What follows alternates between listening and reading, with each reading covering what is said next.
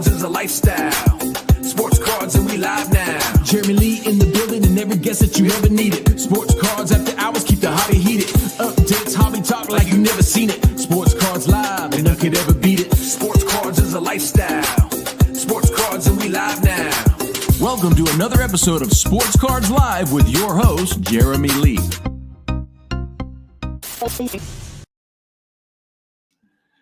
What's up, guys? Here we go. Sunday night, Fanatics Collect Weekly Auction Ending Watch Party, May the 25th, 2025. My name's Jeremy Lee. What's up, everybody? Lots of great cards tonight. Lots of great cards next week as well. I couldn't help but take a peek. What is up, Professor? Welcome to the show. Jacob Dahl, Linda's first. We got the triumvirate in first into the chat. Welcome you all and everybody else. If you are joining on Instagram, I only see one of you there right now. Come on over to YouTube. That's where the action is. What's up, Aaron? Welcome back. It was great having you on the show last night. Laura, good evening. Marty Thompson. Hello, Marty. Welcome to the show. Wonder if you guys are bidding on anything tonight. You have anything selling tonight? Feel free to let me know. Let the chat know. I'm looking over at my other screen. We got some great baseball cards going off tonight. Wow, I love vintage so much. I just love vintage baseball. I think it's my favorite thing. So many great cards. So many great cards. Hey, thank you, Card Fuchsius. Appreciate that. I know, Aaron. Don't worry. We'll get you back. We'll get you back eventually. Good to see you. I'm glad you got to do your first live stream podcast guest appearance on Sports Cards Live. But tonight, guys, we're here to talk about the cards on Fanatics Collect. We're going to be covering all the sports. Well, most of the sports. Hello to Instagram. Come on over to YouTube, guys. That's where the action is. Oh, we got Brett here with us. Hey, Brett. Yeah, it's been a while. I've seen you in the shop a couple times. Welcome to the stream. Hope you are well, my friend. Wesley says vintage baseball hits my soul too. Yeah, I don't know. It's like something so appealing about it.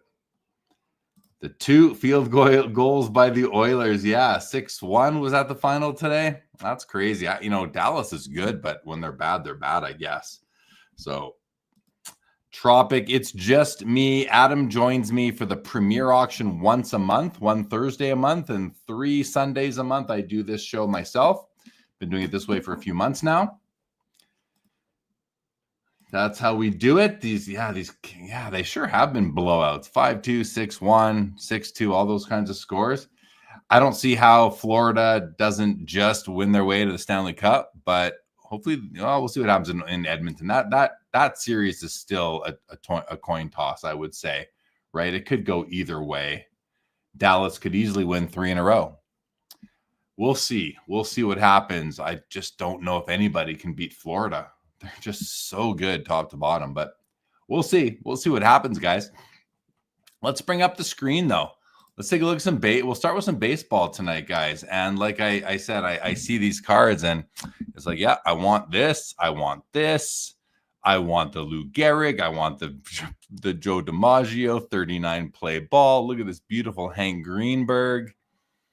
Look at just these 41 play balls. Like the 39 play balls are nice, but they're black and white, and I have the Ted Williams in my collection. It's a great card. I love it.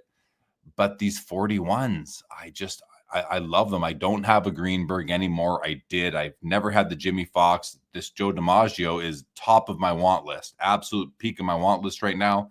The Pee Wee Reese rookie. I have a copy of this. I love it. I love the Pee Wee Reese rookie card. So we've got some beautiful 41 play balls along with some T206s right there. 2 Walter Johnson yellow background portraits. A beautiful Ty Cobb red portrait, Sweet Caparel back. And you look at this thing and it's like, this is just a really nice card. Like, what's wrong with it that it's only 2.5? You zoom in and it looks like, look how clear his eyes are there. Pretty good. Maybe there's a bit of something going on right there, but nice and clear overall. Must be the back of this one. It has to be, right? Is there some paper loss somewhere? Some scraping along the back of the card, perhaps? Because, yeah, there must be something we just can't see in 2 dimensions. Top 15% eye appeal, which, I mean, you look at this thing and you're like, why not even top 5%? It's a wonderful copy for a 2.5. It's second on my want list right now is a Ty Cobb, and I might want the green portrait, but I've always said the red, and then I realized, well, I have a nice red card in my collection now, the Joe Jackson Cracker Jack. I don't have a really nice green card in my collection. Now the colors are steering us. Hey, that's what we do as collectors, right? That's a beautiful card. These Walter Johnsons are beautiful as well. Both of them, both the PSA 3 and the PSA 4 are very nice for the grade. A little bit, you can tell, you can see the 4 is a little bit darker than the, although that just might be the photography here. Let's open both of these up really quickly. Yeah, the 4 is nice. It's on an angle in the holder, it looks like, while the 3 looks, I don't know, I think I might prefer the 3 here. Really nice cards right there. The 33 Gaudy Lou Gehrig. So let me rephrase. The 41 DiMaggio play ball, number 1 on my want list, then the 33 Gaudy Lou Gehrig, and then the Ty Cobb if I had to order them. But this is the number 160. This is the Gehrig card numbered 160. He also has the card number 92, which is the one that I prefer because it's earlier on in the set. But this number 160 is absolutely beautiful. Look at the centering on this thing. Great centering. You know, it's got rounded corners as it should. Nice and uniform. I like that. Little bit of a blurry image of Lou Gehrig there. So that's something to consider. But that centering is basically perfect for the most part. Well, not perfect, but it's a little bit high. But wonderful centering right there on the Gehrig. 39 play ball DiMaggio is a great card. This Hank Greenberg SGC 5. Oh, what happened there? Right click. There we go. This is a pretty sharp card. Looking at the corners and edges, look at those edges are clean. The corners are clean. Centering's off, as you can see. It's low. Might have some tilt to it, a little bit of counterclockwise tilt, but just a nice image. Nice yellow background there. Great copy. The Jimmy Fox is, oh, what's going on here? What's going on with the site right now? Let's just clean up some of these pages, guys. All right, let's go back here. So what's going on with, there we go. Look at this copy for an SGC4. I kind of wish that this card was high up on my want list because I would definitely very seriously consider this particular copy. It's just gorgeous. I love the colors, the oranges, the yellows, the greens. The Jimmy Fox stance is awesome. What a great looking card. 41 play balls, guys. I love it. And then the Joe DiMaggio. What is up with that? Let's try one more time. Well, second time's a charm. The 41 play ball Joe DiMaggio, number 1 card on my want list. Now this copy will not cut it for me. This one is way too off-centered for my liking, but it's got decent color, decent registration for the card. Really hard to find this card that in a really clear state. It's an SGC 3. I know someone's going to love it. Great card. I can't wait to get one of those for myself, but it won't be this one. And the Pee Wee Reese, authentic, not sure why. Love it, own it, will not ever move it. Love it. What a great quartet of 41 play balls. Amazing. The Ted Williams would be nice to have in there too. All right, 48 Leaf. 48 Leaf, the Stan Musial and the Ted Williams. Both cards appear on my want list. I have neither. I won't be buying either tonight. But we have the PSA 4.5 Musial and the PSA 4 Ted Williams. These are just so iconic for me. 49 Bowman, Roy Campanella. It's a PSA 8. That's a high grade for a 49 Bowman. I love this card. I own a copy myself. I think mine's a PSA 7. Love it. Love the image. Love the orange background on the Campy. Beautiful card right there.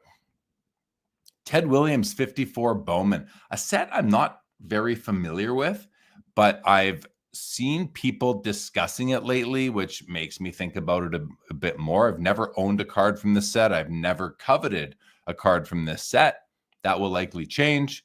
And this Ted Williams is just a very nice portrait image of him with a nice blue sky with some clouds in the background. I like the facsimile autograph at the bottom. $6,750 for this PSA 7 at the moment. 54 tops. What do we got? 2 from 54 tops. The Al Kaline rookie and the Ernie Banks. The Banks is a 4. The Kaline is a 5. I have both these cards. Love them. Absolutely. It's always interesting assessing the centering. I find that the Ernie Banks card is always high. Look at how, hold on one second. Let me just open it up this way. Look at how narrow this upper border is. And the bottom has a wider border. It's harder to really assess the side borders on this card. Whereas on the Al Kaline, it's much easier. And there does seem to be a lot more room at the top here between the top of his name and the top of the card versus where the Banks go versus the Banks. See that? How narrow the top border is there. It's a lot wider here on the Kaline. And I don't know if that's a common trait or not, but I love the red background on the Kaline as well. Great cards. Great cards overall here so far. Right? I mean, come on, look at these things. Just so many nice baseball cards. 55 tops. Harmon Killebrew in a PSA 8 and a Sandy Koufax in a 5. I almost bought a PSA 3 Killebrew yesterday locally and didn't end up doing it. Didn't end up grabbing it. Grabbed a couple other cards instead. I don't have a Killebrew. I don't think I've ever owned a Killebrew rookie. I'm not sure. I might have. I've owned a lot of cards over the years, but I'm not sure. Koufax I no longer own. I'd love to replace. It's one of the few cards I've moved that I will eventually replace. And this is a PSA 5. Let's take a look at that because that's right in my sweet spot now.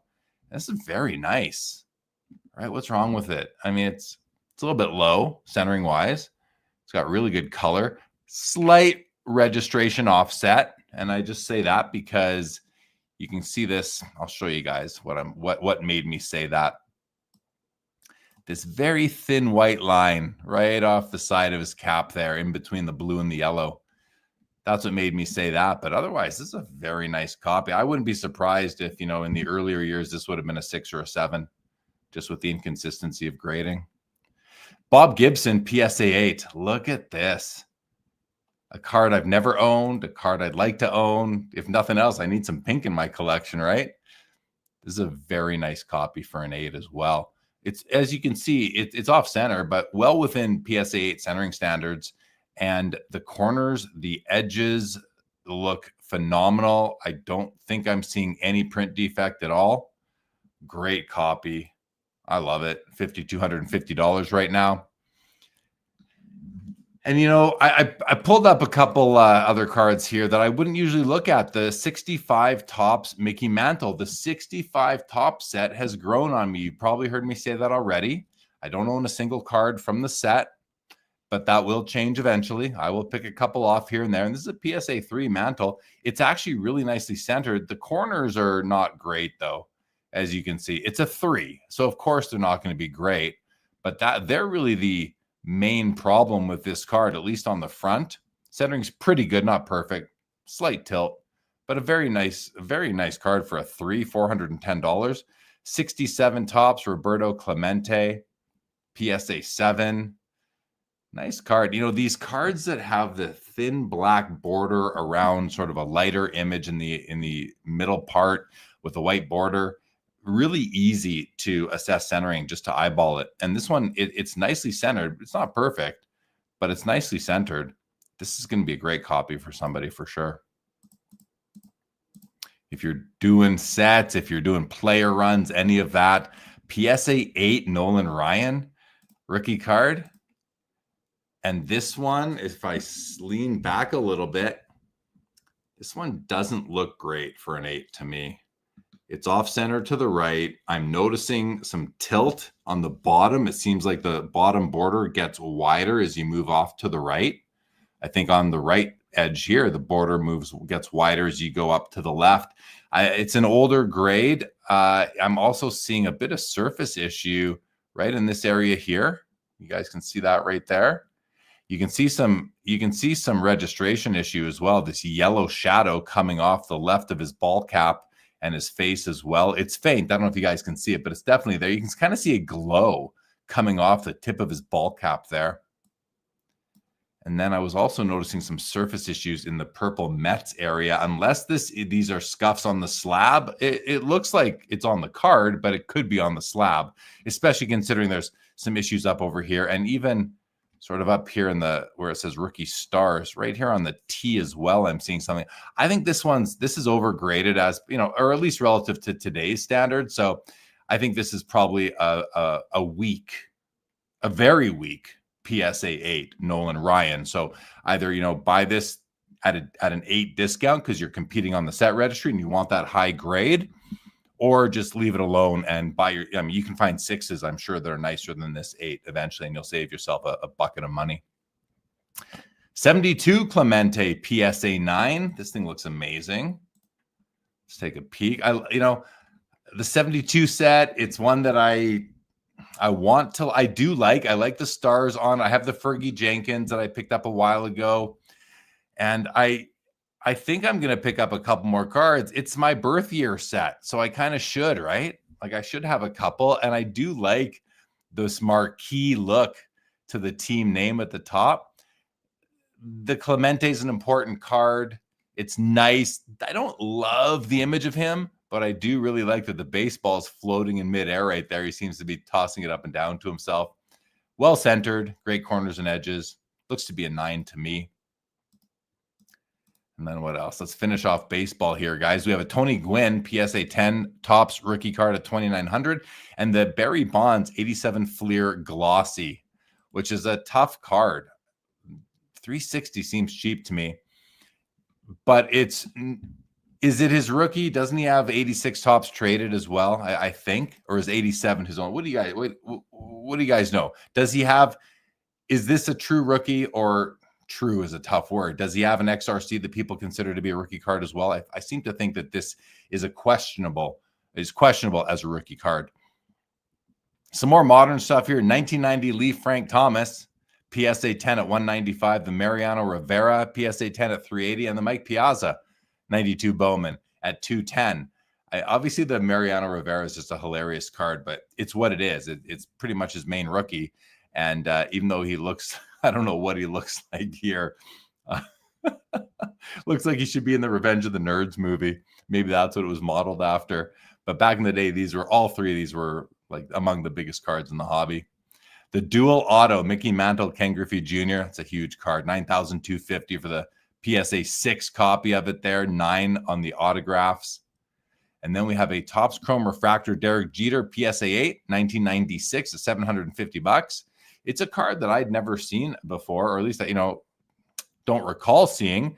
And it caught my eye. And then I realized, hey, it's, Fanatics is calling it a rookie. We know his 93 SP is really his rookie card. So this isn't really a rookie card. I don't know why Fanatics puts that in the title. It might be somewhat misleading, but we should know. Well, it's not what we should know. We know, those of us here know that it's the 93 SP, but so I'm not sure. Maybe that shouldn't say rookie in it. Flair Showcase Legacy Row 2, Ken Griffey Jr., numbered out of 100, PSA 9 with an NBA sticker on it as well, the gold sticker. It's a nice looking card, $1,875, numbered on the back right there, 13 of 100. Early serially numbered Griffey card. That's a big card, $1,875 right now on it. And the last baseball card, Topps Transcendent Collection, Albert Pujols, MLB logo patch auto, 1 of 1. Come on. The site's a little glitchy today. 1 of 1. Look at that. That is awesome. Game used memorabilia, on card auto, nice looking card. Wow, this is a beauty. I think this is super cool. And 4,800. I mean, we see logo men selling for 300,000. We've seen a Connor McDavid shield sell for over $300,000, and you can get this Pujols. Now, this is from 2024, so it's post playing days and all that. So that's a big issue with it, I suppose. So still seems cheap to me for a game used MLB logo like that. Seems cheap to me. All right, guys. Where did I leave us off in the comments here? Oh, way back. Okay, there we go. Cardfucius, glad Edmonton will get another crack at Florida. Well, maybe they will. Maybe. I hope they do. I think they're going to be in tough. But hey, if Skinner can play lights out like he did today, then they have a good chance. Linda's first, top to bottom, doesn't bother me as much as left to right. Yeah, me neither. You might have got that from me, Linda's first. I've been saying that for years. And yeah, I completely agree. Top to bottom does not bother me as much either. Jacob Doll, I like the Jimmy Fox. I wish I had the funds for it. Someday you will. Yeah, there you go. Hey, don't give up. Don't give up. What's up, Kinger? Welcome to the show. 28 relics. You're camping in the woods and watching card auctions all as well. That's great. Enjoy the camping. Enjoy the long weekend. Wesley, you like the Musial Leaf card, huh? Yeah, me too. Let's go back and have a look at that. I'm going to have to grab one of these one day for sure. And the Ted Williams. I will grab them one day for sure. Those 6/6 tops are so stellar and unique in their composition. Nicely said, Laura. Nicely said. Pink is for real men. There we go. Koufax was to baseball in the mid-60s, or was to hockey in the early 70s. They both had a 6-year span that might be the best ever in their league and sport. 28 relics. Bob Gibson. Love that jerk, he says.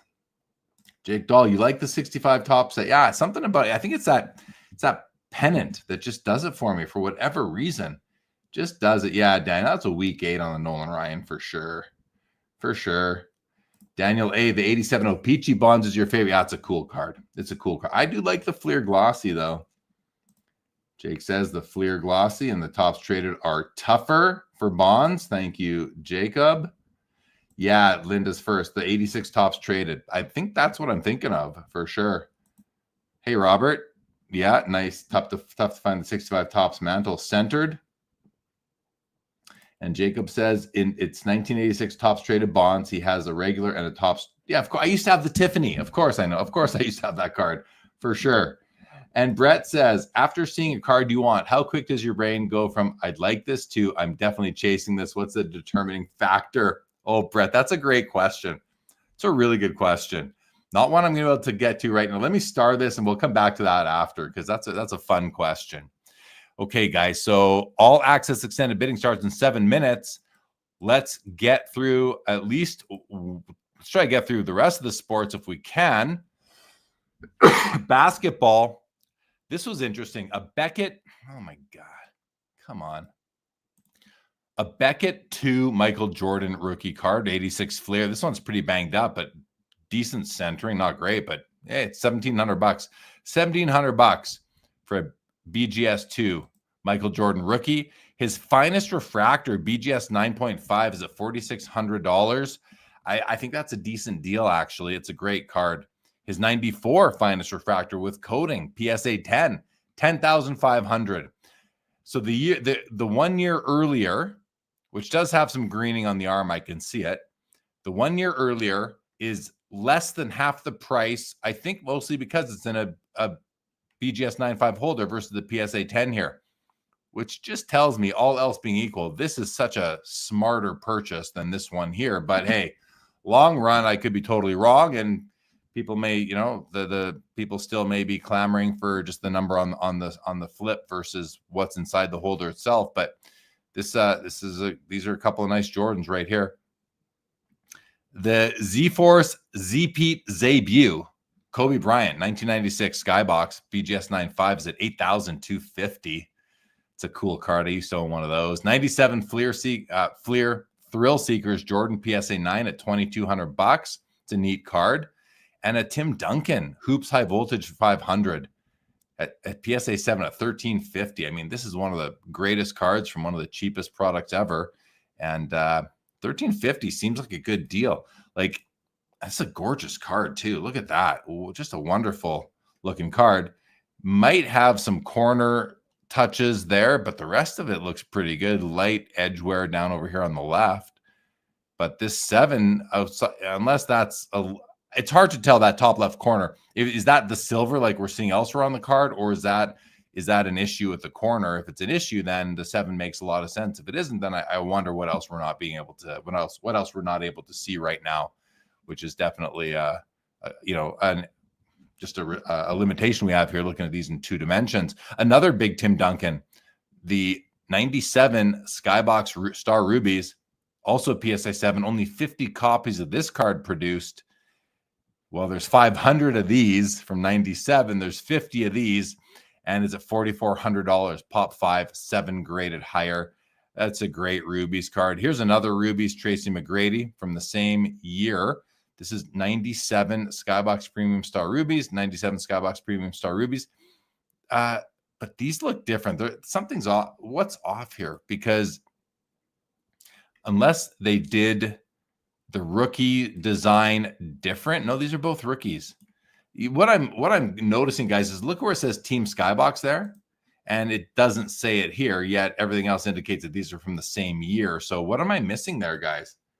What am I missing? Oh, is one a checklist or something? No, these are Star Rubies. Star Rubies. Star Rubies. This is number 229. This is number, what number does that say? 79. I don't know. I'm not sure what the difference is there. I'm sure there's an explanation that makes sense. All right. Ultra Court Masters Kobe. These are funny cards. He's like, ugh, this is getting quite annoying. Look at this. The Fanatics platform is very glitchy right now. I don't know how we're gonna. There we go. These are just funny looking cards. An interesting design with the Court Masters. He's upside down and right side up here. Kind of fun cards though. I don't dislike it at all. Neat looking card. It's a PSA 9 at $900. These Fleer Classic 61s are very popular. And the Reggie Miller, $550. If this is Michael Jordan, you'd be looking at 5 figures. It's not Michael Jordan's Reggie Miller, so you're going to get it cheaper. It's a BGS 8.5, pop 1 higher. Fleer Electrifying Kobe Bryant, PSA 9, 5.25. I mean, these are gorgeous cards. One of the most beautiful inserts ever made, in my opinion. And Kobe for 5.25 seems cheap to me right now. Lynchpins, PSA 9 Jordans at $11,000. These cards are tough, and they've just done some crazy values increases lately, and I love it. I love that card. Here's the 98 Rubies, Kevin Garnett. So this looks, is that similar to, no, it's not similar to either of those. But it's a PSA 6 out of 50 at $11,000, guys. 11 grand for the PSA 6 Kevin Garnett Rubies out of 50. It's a big card. 11 grand is big. Couple of 3 Noise Boys. We got the PSA 9 Duncan, the PSA 9 Iverson, and the PSA 10 Shaquille O'Neal at 4 grand on the Shaq.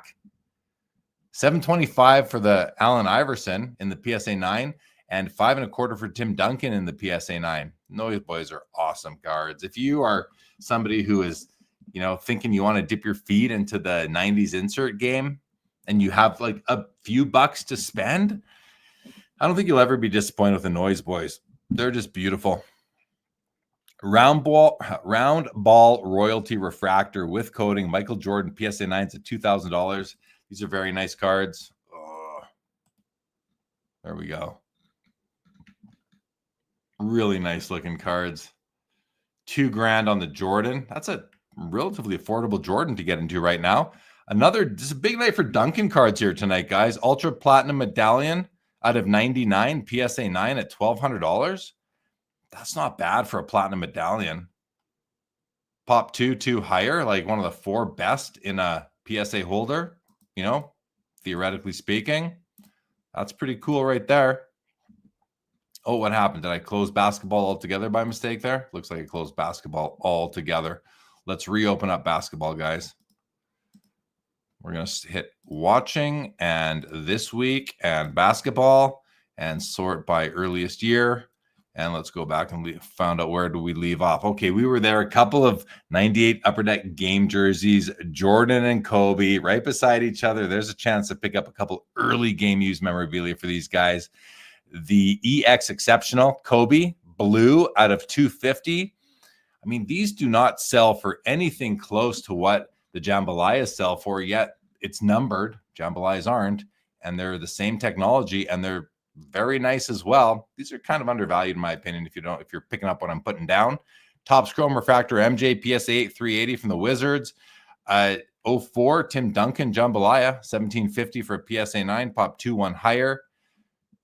The Hot Hands LeBron James from 2004. These are really cool and tough condition wise. Look at that die cut. Very intricate. $3,000 currently on that one.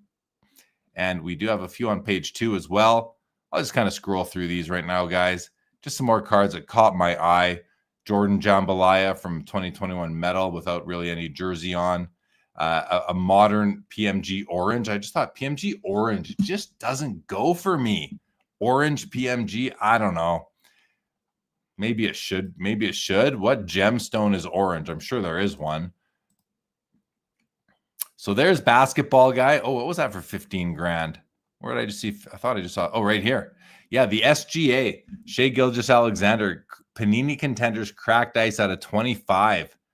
This is at $15,500. Beautiful card. Must be a great rookie card of his at 15.5. It's a BGS 9.5. Autographs at 10. I do like the cracked ice Contenders. Nice looking card. All right, we are in all access extended bidding now, guys. If a card does not get a bid in the next half hour, it will sell for the price it is currently at. Let's go to hockey.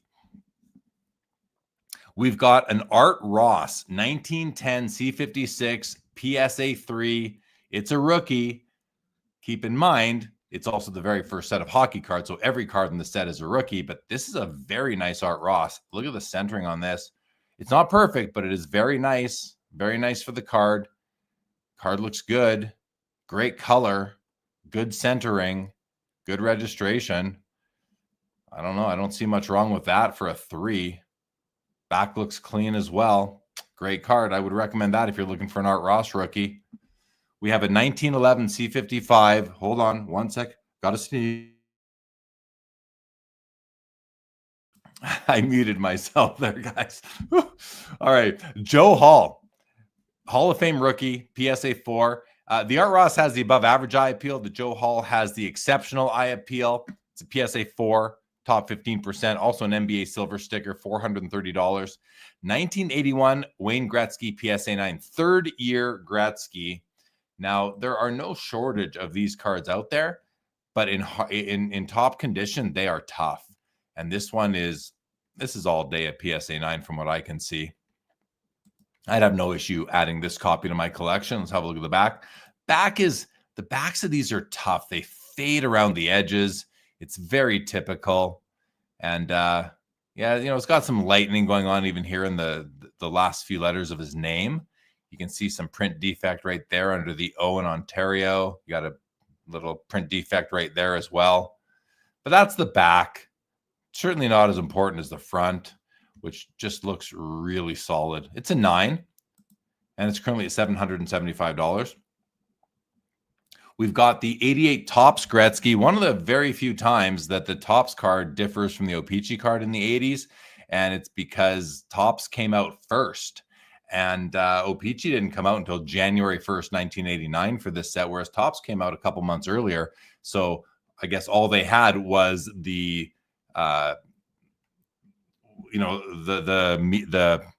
media event images and from the trade, whereas O-Pee-Chee had him on the ice in uniform. So it's a PSA, $28. It's an iconic, it's a semi-iconic card, let's call it. But this is really cool. 1990 Topps Tiffany PSA 10 Gretzky. Like, that's awesome. That's awesome. Don't know what the population. I know I've looked at this before. I've considered buying one of these before. One day I might acquire one of these, but it's a great card. And it's a Tiffany. Check the population on it before you buy it. You might be surprised. Pinnacle Certified Mirror Gold Yager BGS 8.5, $125. Nice looking card right there. 98 Gretzky Auto Stick BGS 9s at $13.50. The Patrice Bergeron SP Authentic. I believe it's a Future Watch. Do these say Future Watch? Yeah. Is it a Future Watch? Yes, it's a Future Watch. Making sure that they called them Future Watches as far back as there, and they do. This auto looks a little faded, though, now that I'm looking closer. Let's see. Not bad. Maybe not. Maybe not, actually. 380. That should go up. This is a tough card, and Bergeron's well-loved player. 05 Upper Deck Ice, Cool Threads Ovechkin rookie patch out of 50 with a really cool patch. part of the A from Capitals there. PSA 8 grade on the card. It's a nice Ovechkin rookie patch card. Is it game worn? Let's have a look and see if this is this a game worn patch? No, photo shoot. It's from the photo shoot. So that might affect it a bit, but it's still a very nice patch card. All right, let's keep going. Couple of Ovechkin Young Guns. The BGS 10 Pristines at 3,600. The SGC 10 Pristines at 2,800. So big discount for the lower tier grading company, I guess you could call it at the time. I don't know. And a BGS 10 Pristine Crosby Young Guns at $3,500, just trailing the Ovechkin by $100. That's neat. That'll be neat to see how they end. And a trio of Crosby honorable numbers from the Cup. Second year from 06, we have the 08 and the 010. So every second year here, it would be pretty cool if someone could grab all three of these. You know, you'd knock off three of his honorable numbers all at once. They're all graded, as we can see, 7, 6, and 6. Wouldn't worry too much about the grades on these. It's more about the patch and the auto for me. From here, they all look really nice, though. And they're all in between. Look, 725 and 775 for these three. And they're all numbered out of 87. Looks like the one on the far right here is numbered 1 of 87. So that adds a little touch of coolness, doesn't it? Couple Gretzky's on the bookends here. There's the PMG Red from 2012, his very first PMG, authenticated by NBA. It's a $700. On the left is a Foundations jersey auto. See, Fanatics calls everything a patch, but you know, collectors know that this is not a patch. These are jersey pieces. Collectors distinguish a patch from a jersey. I think that it's still, I guess, a patch from a jersey, but it's not a logo patch. It's not a numbers patch, a letter patch, a logo patch, a shoulder patch. It's a commemorative patch. It's none of that. It's simply a napkin patch. So keep in mind, and these Foundations also, most cards have a patch, a true patch parallel out of 5. I think the Gretzky probably does too. So there is a souped up version of this card, but it's still a cool Gretzky card. Game used mem from an all-star game, $750 on that one right now. And a Datsuk PMG Red in the middle here, PSA 6 for $175 right now. Ovechkin Peerless Patch from 2013, similar to limited logos. Look at the Connor McDavid rookie year limited logo patch autos at $20,000, guys, 20 grand. No oil drop showing. The last oil drop patch we saw did over $100,000. This one's at $25,000 out the door right now.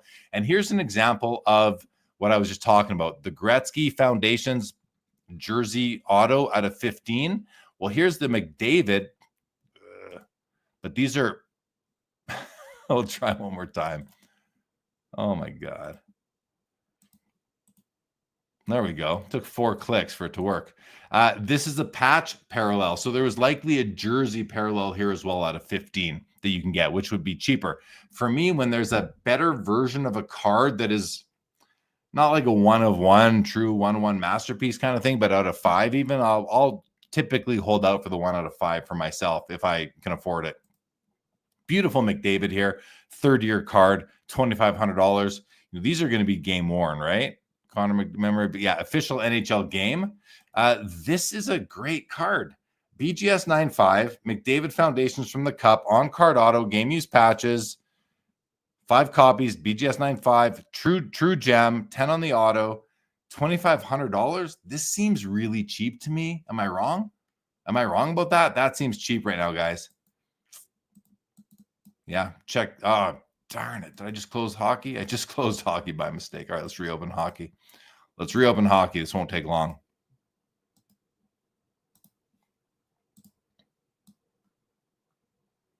Here we go. Okay, let's get back to where we left off. We left off right here. Great row of cards here. Auto patch heaven right here. But this one, this McDavid is also awesome. 2019 honorable numbers out of 7. With 2 3-color patches, numbered 7 of 7. PSA 8, $2,800. Guys, like, somebody grab this one and these 2 McDavids. Like these seem cheap to me. I don't know. They seem cheap to me, guys. O-Pee-Chee Platinum Emerald Surge Logan Cooley rookie card, numbered out of 10, PSA 9. Logan Cooley of the Utah Mammoth. These are great cards. the gold seismics out of 50 probably sell for more, but there's, 1/5 of the amount of the Emerald Surges, $360 right now. To pop 2 none graded higher. If you want to speculate on Logan Cooley, who had a good year, I feel like he got hot towards the second half of the season because I had him in my fantasy pool, but I dropped him halfway through. And then I was like, I shouldn't have dropped him. He seemed to pick it up after. I tend to do that every year, drop a few guys early that don't start out too hot. Here's an 2023 retro Sign of the Times McDavid auto for $290 right now. And that's what we got for hockey tonight, guys. Just one page. Let's take a look at football. A Jim Brown authentic rookie card for $420. Now, why is this authentic? I don't know, but it looks to have good centering. I see something wrong with it now. Aside from that top right corner, which is a lot more rounded than the top left corner, there's something going on there. Is that paper loss? I don't know, or I don't know what that is. It's weird. It doesn't look so grainy to me, but there's something there. Well, a cheap Jim Brown rookie, if anybody's interested tonight. A couple of Joe Namath rookies. One is autoed. The autoed copy is a PSA 4 at $4,300, and the PSA 5 is at $2,800.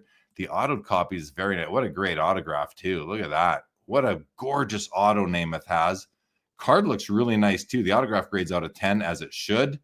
And the 5 looks pretty good, too. It is low centering-wise, side to side better. I love the Joe Namath card. I don't own any oversized cards anymore, and I'm not going to. It's just one of those boundaries I put in place. Call me crazy. You're entitled to call me crazy, and I'm somewhat crazy about that, guys. But no more oversized cards for me. No booklets, no monumental patches, no tall boys. 52 tops I will have in my collection. They fit in a normal size slab. It really comes down to slab size for me, believe it or not. It's why I don't like SGC slabs. They just don't fit in with the rest of my slabs. I have a few, but I try to not acquire them if I can avoid it, but I will when the card speaks to me. But this is a whole different story. These are way bigger. And so what am I going to do? Because Joe Namath is worthy of my collection. Well, I will go with a second or a third or a fourth year card sort of thing. I don't need the rookie. I just don't. I like it, and I've had that card before. Like the 69 tops, great looking card here. This Johnny Unitas, PSA 9 at $1,375. We have a Gale Sayers, 66 Philadelphia, rookie PSA 7.5 at $1,100 with exceptional eye appeal. Here's a Hall of Fame rookie I've never owned, but maybe I will one day. That's a great image. That'd be a good card for name that card on my Instagram story. Roger Staubach, rookie PSA 8s at $14.25. It looks like a nicely centered copy right there. A PSA 3 Walter Payton. Now, it's a 3, guys. So you have to wonder, okay, that top right corner is gnarly. Top left corner shows some wear. Image is great. Edges are great. Bottom corners are not perfect, but not bad. Centering's pretty good. This is a nice 3.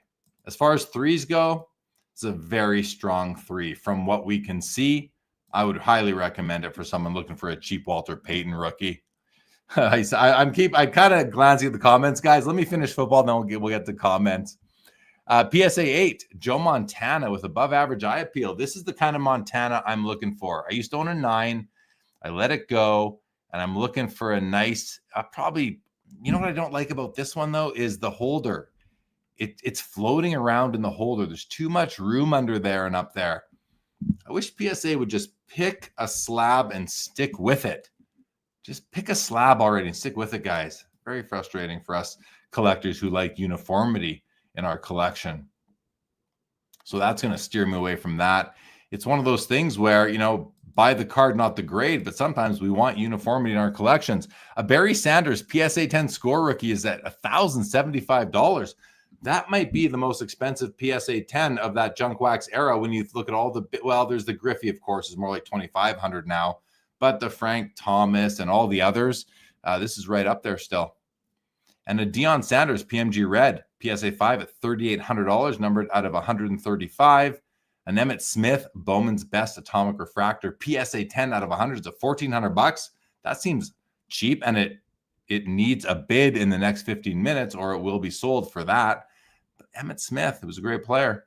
Here's a Super Rave out of 25. Jersey numbered at $2,600. in a CGC 8 holder. The Upper Deck just re-released these Super Raves in hockey. The Grand Finale, SPX Emmett Smith, CGC 8 at $11.75. Some great Emmets on sale tonight right here, guys. The Atomic, the Super Rave, and the Grand Finale. I've never been a fan of Grand Finales because I'm not a big hologram lover on cards, but this one's pretty nice. I love the left side of the card. What a nice picture of Emmett. The top picture's okay, even though it's, kind of faded out.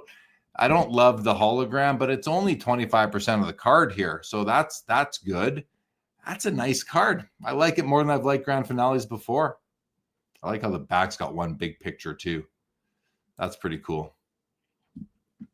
Steve Young, PMG from 1999 out of 50, BGS 8.5 at $3,400. And for $18,000, you can buy yourself a Contenders ticket auto of Tom Brady, his #1 rookie card, guys, right there. 18 grand as it sits right now.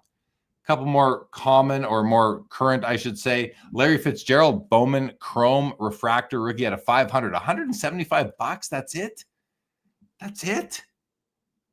That does not seem cheap, guys, for a Larry Fitzgerald. Beautiful card. I like this design a lot. I don't know. That seems cheap to me, but I don't research all the comps on all these before I go. And probably to my detriment, but it's never really hurt me in the long run. I often just buy cards without consulting comps. Comps can turn you away from buying a card that could be the best buy you ever make. That can happen. And I learned that lesson a long time ago. So I check comps on regularly selling cards, but sometimes I just don't even bother. And I'm like, you know what? I'm going to buy it. I'm going to place a bid anyway. I like this Eli Manning Essential Credentials now out of 41 from 2004. These are pretty cool looking cards. Essential Credentials are always nice. There's a serial number, top middle. You can see right there, 24 of 41. Only 41 of these Eli Essential Credentials. That's a small number. I'll show you a better view of the front here as well. Not sure what that says across. I can't read that. But just a nice card with a whole bunch of neat detail that doesn't take away from the player at all. He's kind of popping through this, I want to call it a black hole, but it's not black. The blue hole there. 1,300 on that. Rookie year. Amazing card. And a Ben Roethlisberger Topps Chrome Gold X-Fractor out of 279 PSA 10 at 1475. So Ben Roethlisberger out of 279 is 1475, while Larry Fitzgerald out of 500 is $175. Now, Larry Fitzgerald, is he not a top 3 almost all-time wide receiver? Right? Jerry Rice, Randy Moss, Larry Fitzgerald kind of running together there. 185 now. Okay, maybe someone's listening. Nice Joe Montana, exquisite auto out of 5. Come on, $300 for a Joe Montana exquisite auto out of 5. Let's have a look at that. It looks, it's not a sticker auto, is it? I don't think that's a sticker auto. I don't think it is. Someone might know better, but it's a nice looking card. Joe Montana, he's undervalued. I don't like the term undervalued because you're valued what you're valued at, I guess, but I'll use it in extreme situations. I almost think that's extreme. I love the looks of this. 06 Bowman Chrome Tom Brady Refractor. What a beautiful looking card. Simple, but just the way the light shines off of it, the red, the crowd in the background, the border. It's a nice looking card. He's mid-throw, $460. A lot of refractor collectors out there, so I'm sure that'll do well. And another Joe Montana exquisite card. This is a 1-of-1 quad jersey. So Fanatics calls it a patch, but Upper Deck themselves call it a jersey. So even PSA calls it a jersey. So I think Fanatics, they're just trying to be convenient and just not having to think about it, maybe, is why they're doing that. It's a PSA 6, $550.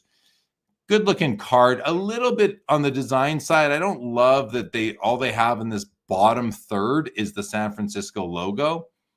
But if there was an auto, it would certainly go there. It's a 101, guys, for $550. Any Joe Montana exquisite 101 for $550 has to be a steal, right? That has to be a steal. Patrick Mahomes, Contenders Optic Auto Rookie, $7,250 right now in PSA 8.5.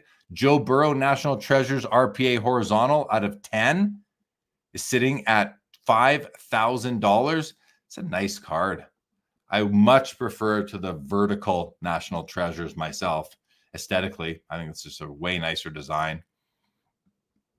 Downtown Gold Dan Marino out of 10 from 2021. PSA 10 at $4,300. Way past the playing days still. Doesn't matter. Downtown Gold. That's all you need to know. Downtown Gold. Page 2 on the football. 3 more cards here. Couple of these blockchain cards. Blockchain NFL Shields. We've got Christian McCaffrey and Travis Kelce. And I mean, that's interesting. I didn't even really know that they actually printed these cards, but they do. They do. It's PSA 8 here on the McCaffrey. Oh, let's close that up. Hold on a second, guys. I'm just going to get organized here again. So many windows open. So many nice cards to look at tonight. I'm having fun with this. I hope you guys are enjoying this. And then the Travis Kelce is a PSA 8. So 8 on Kelce, 8 on both, actually. They're nice looking cards. I mean, I don't really know what the whole blockchain thing is. Like, is that how you get them? Once the car, if blockchain, and I know some of you know this, I just don't know enough about it. But if you have to kind of play in the blockchain or whatever to get these cards, but then you get them off the blockchain, even though they might have like an NFT related to them, so you can have ownership title, whatever it may be. The card's still the card. And to me, it doesn't really matter where it came from once it's out of the pack and into the secondary market circulation. Anyway, nice card. Nice looking card, especially if these are game-used shields. And a Jonathan Taylor Panini Prism Gold Vinyl, PSA 10 for $210, pop one. I can only imagine when he was more popular how much this card would have been if it came out at that time. All right, guys. Now, I also want to show you some of these non-sport cards that just caught my eye as I was going through everything in the auction this month. And you'll see the baseball cards are in here as well. All the sports are. There's really no way on the Fanatics Collect platform right now to isolate only these non-sport cards. Now, there is a filter here for non-sports. It doesn't work. At least it wasn't working earlier today. So I'll just point out, pretty cool. A Mozart card, Wolfgang Amadeus Mozart, a PSA 4 from 1898.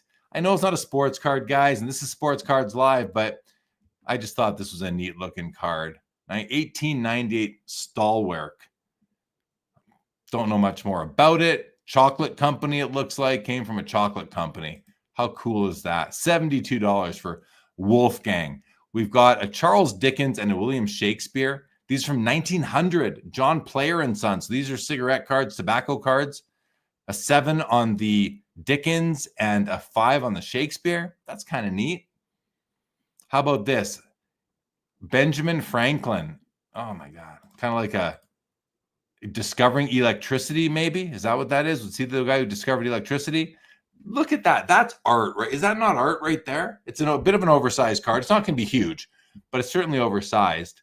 1907. That's a neat piece right there. That's just I know it's not sports cards, but it's kind of cool. Caught my eye. Some of these things just caught my eye.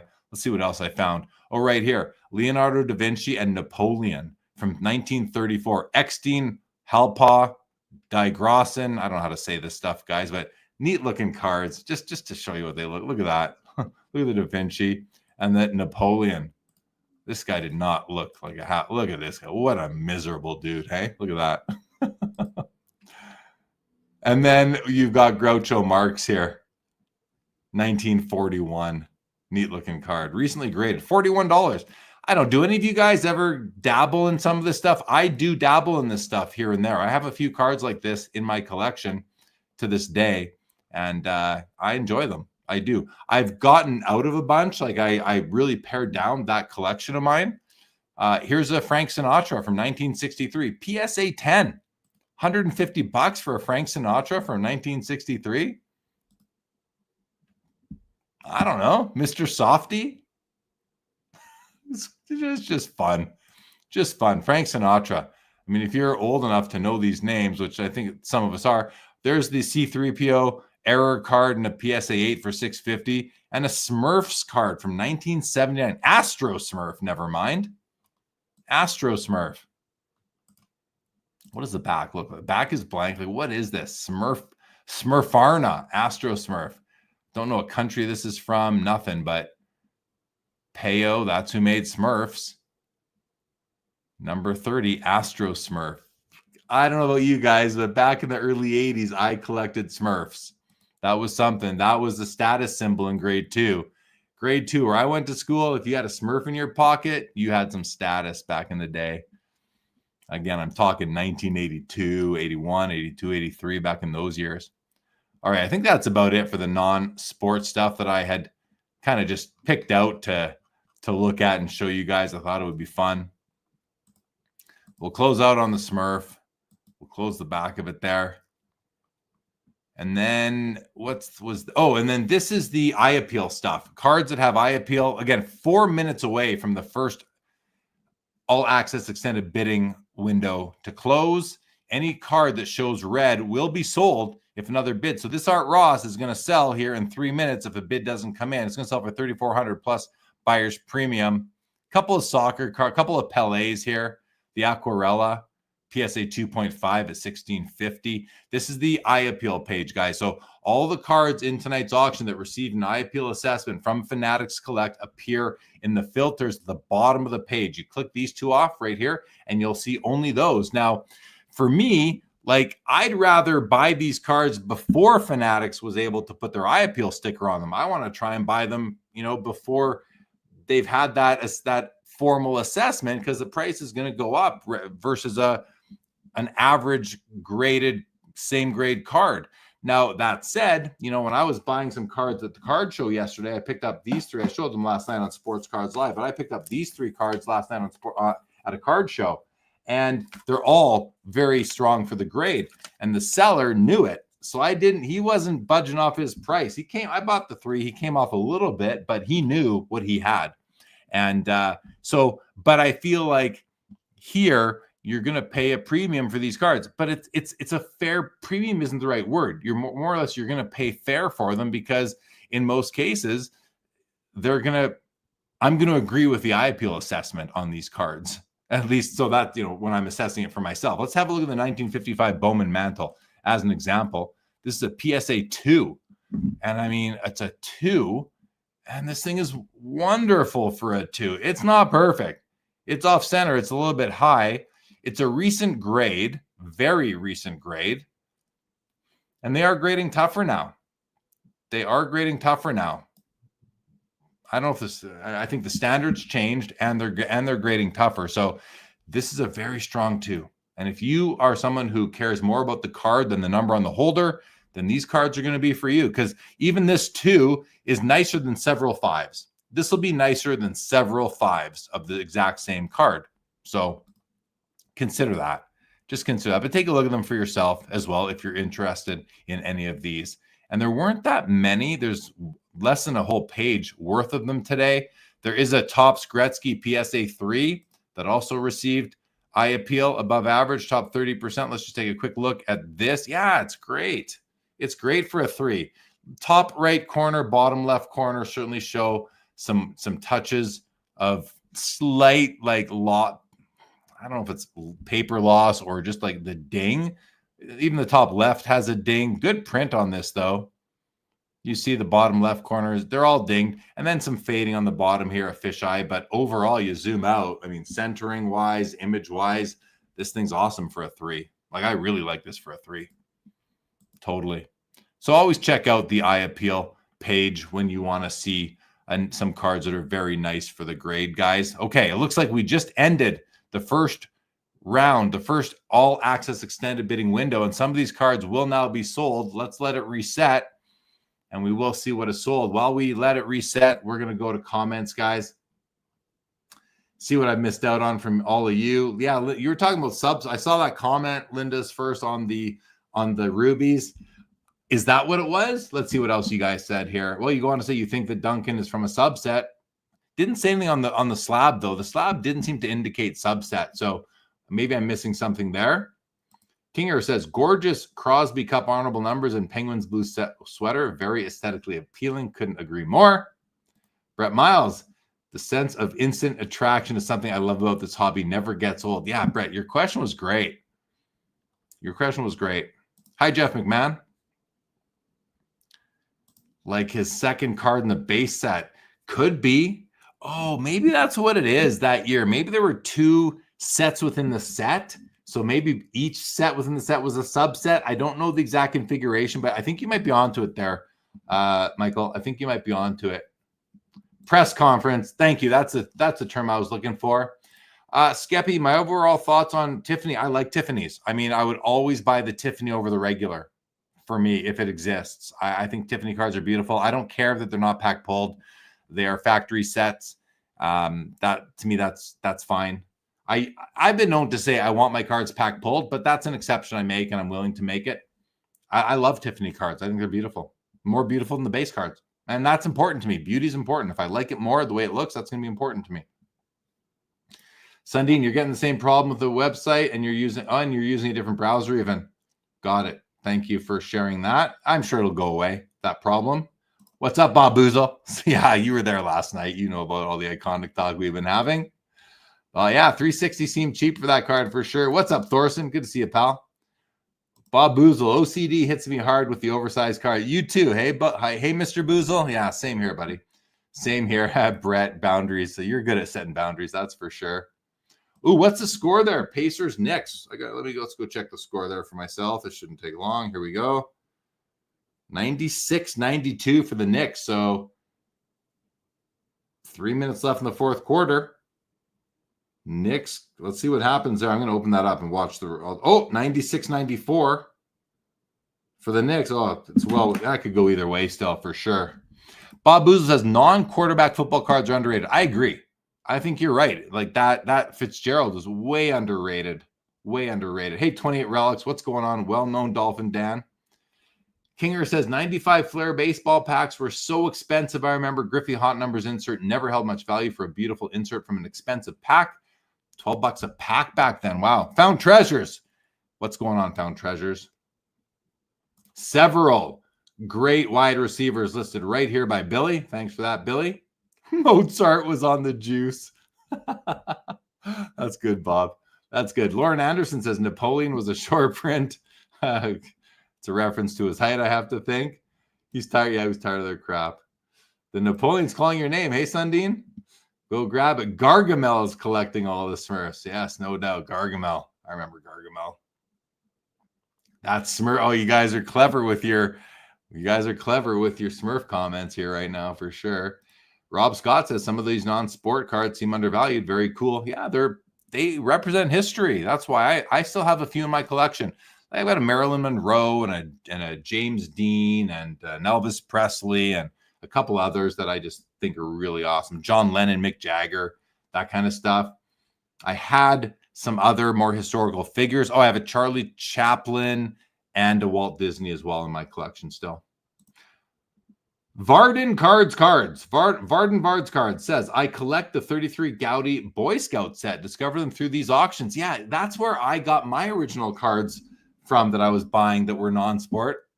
Way back in the PWCC days on the platform, I'm like, oh, these are awesome. I'm going to buy some of these. And I did, like an Abraham Lincoln and those sorts of things. And I didn't keep them. I'm moving them as for my Joe Jackson, but maybe one day I'll buy some back. We'll see. Yeah, Joe, it's glitchy tonight. How are you, buddy? It is glitchy. Thorsten says, beauty is important to me too, Jeremy. That's why I watch, of course. Oh, I know. You just like to see this beautiful mug right here, don't you, Thorsten? 28 Relic says, being broke in a collector is tough. You save up, target a card all year, and then lose the only auction it comes up at. Oh, that's tough, 28 Relics. That is tough. Okay, guys. Jeff McDonald, what's going on? 86 tops traded. He's talking about the bonds. Thank you for that, Jeffrey McDonald. Okay, let's see what has sold so far. On the baseball side of things, the Ty Cobb red portrait is still going. The Walter Johnson yellow portrait Piedmont has sold the PSA 3 while the PSA 4 is still going, 43.20 on the 3. All three here sell. The Lou Gehrig number 160 PSA 3.5 from 33 Gaudy sells for $6,900. The 39 play ball Joe DiMaggio gets $3,360, and the Hank Greenberg gets $810. And the Jimmy Fox gets $576. That's a great price for that. Like, I know nothing about comps, but to me, that's good value for such a beautiful card. Ah, man, that's just a gorgeous, gorgeous image.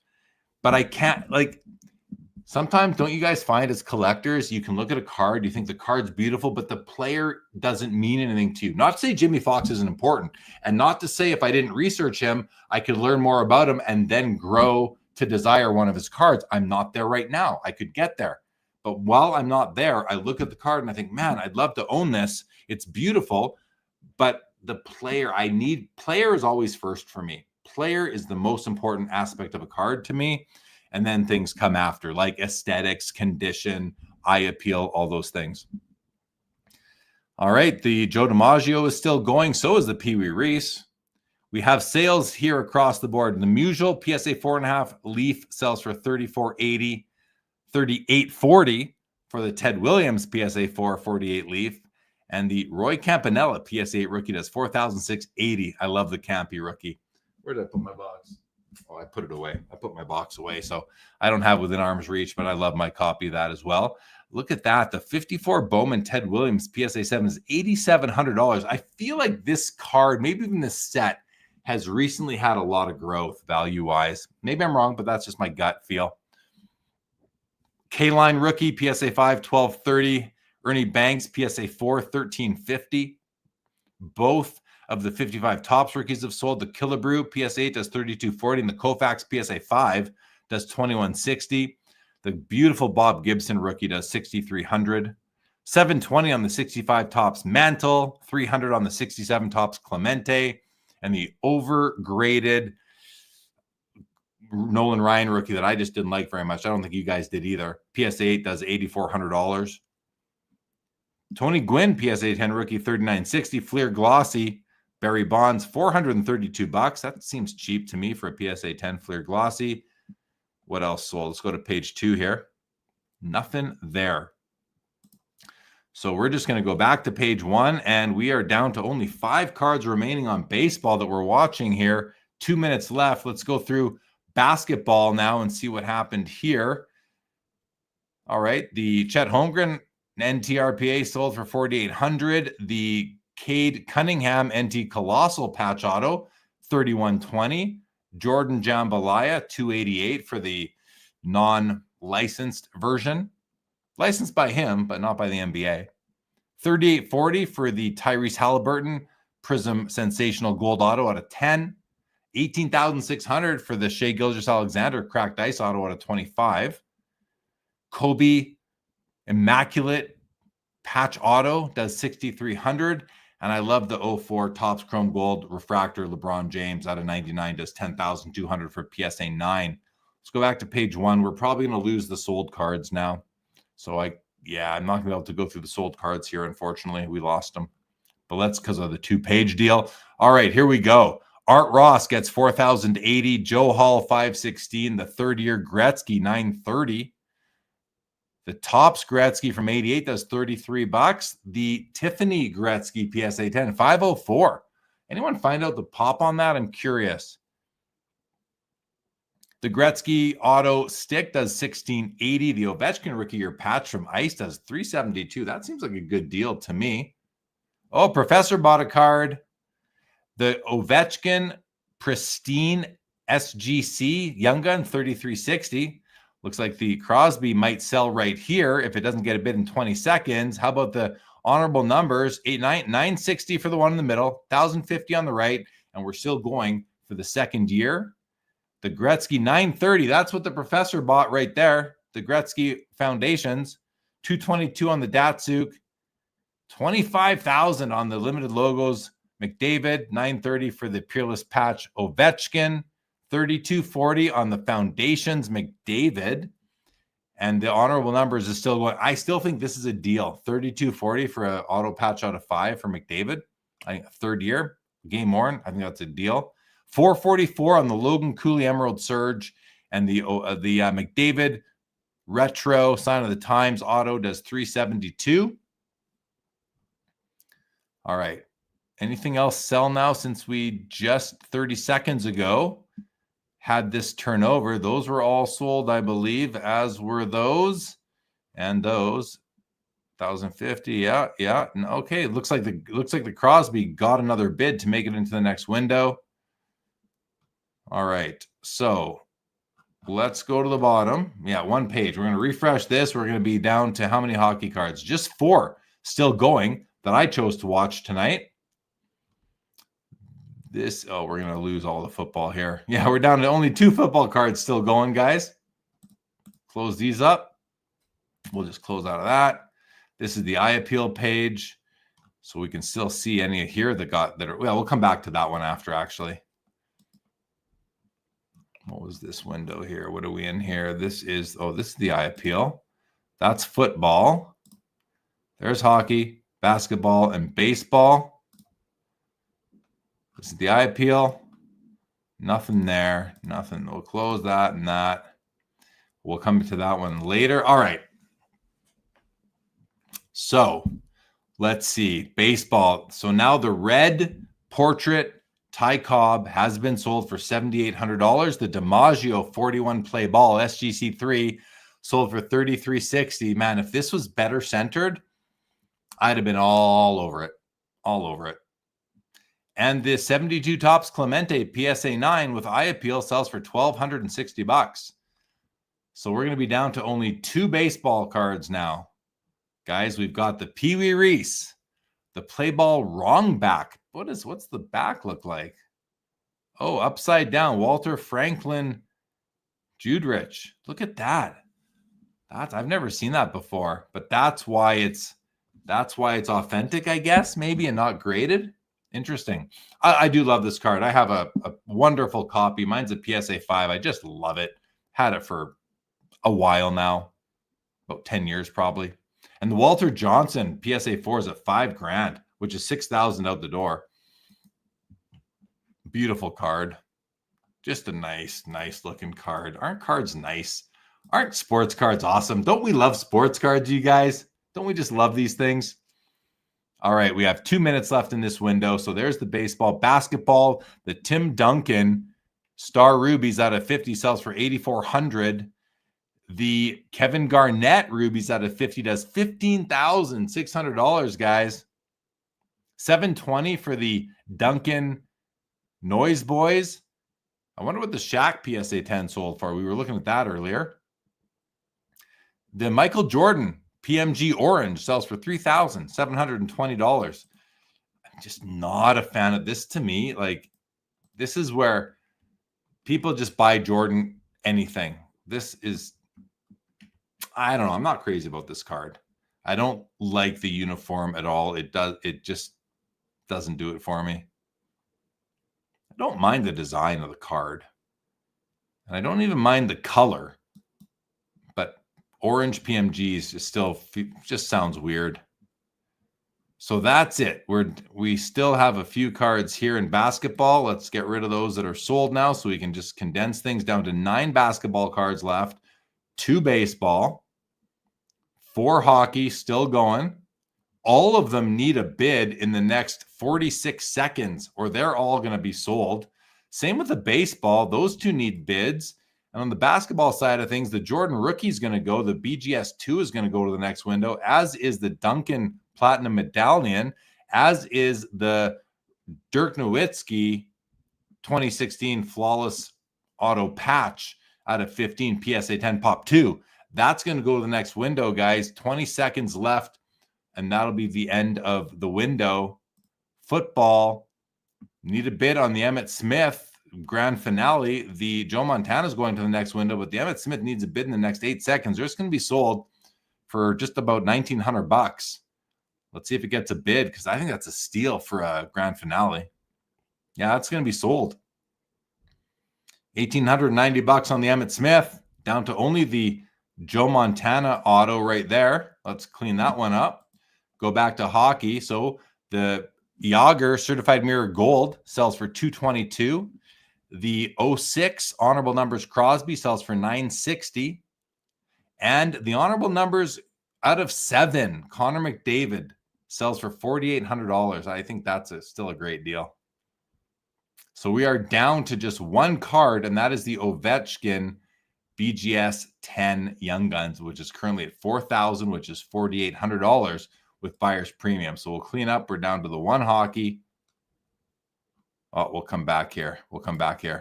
Football, baseball. So these have both been sold now. We're done with baseball. Walter Johnson sells for $6,000, and the Pee Wee Reese gets $720 for the wrong back authentic. So we can close out of there. Basketball, the Tim Duncan high voltage 500 sells for $1,890. That seems cheap, even in PSA 7. $16,200, guys, for the Michael Jordan Lynchpins PSA 9. What's a 10 worth? 40 grand, 50 grand? Wow. Noise Boys, Allen Iverson gets $1,170 for a PSA 9. The Kobe Bryant Exceptional at a $250. A paltry $1,200. I say that tongue in cheek. It's a lot of money, but wow. I think that's good value right there.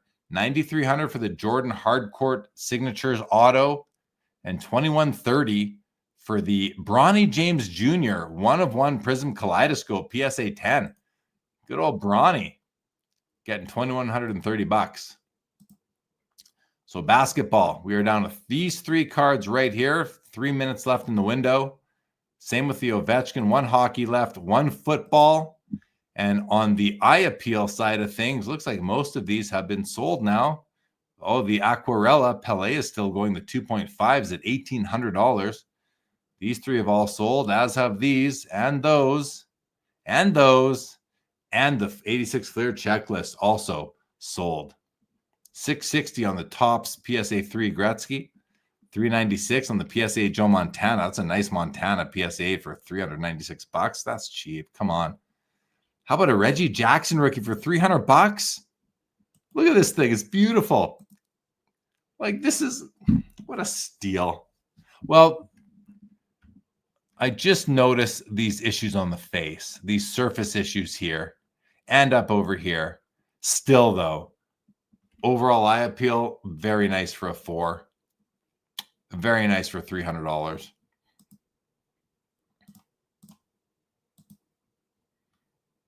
All right. What are those Nolan Ryans sitting at here? PSA 4 and a 7. The 7 does $39.60 and the 4 does $900. Like, this 7 is probably a lot nicer than the 8 that sold for $8,400. It is. It is. This is a nicer card than the PSA 8 that sold for almost twice the price. That's just the way the hobby works. That's why you can get such good value. Such good value if you have a keen eye for condition, guys. You can get yourself some really great cards. Okay, let's go back to some comments, see what you guys are saying in the chat.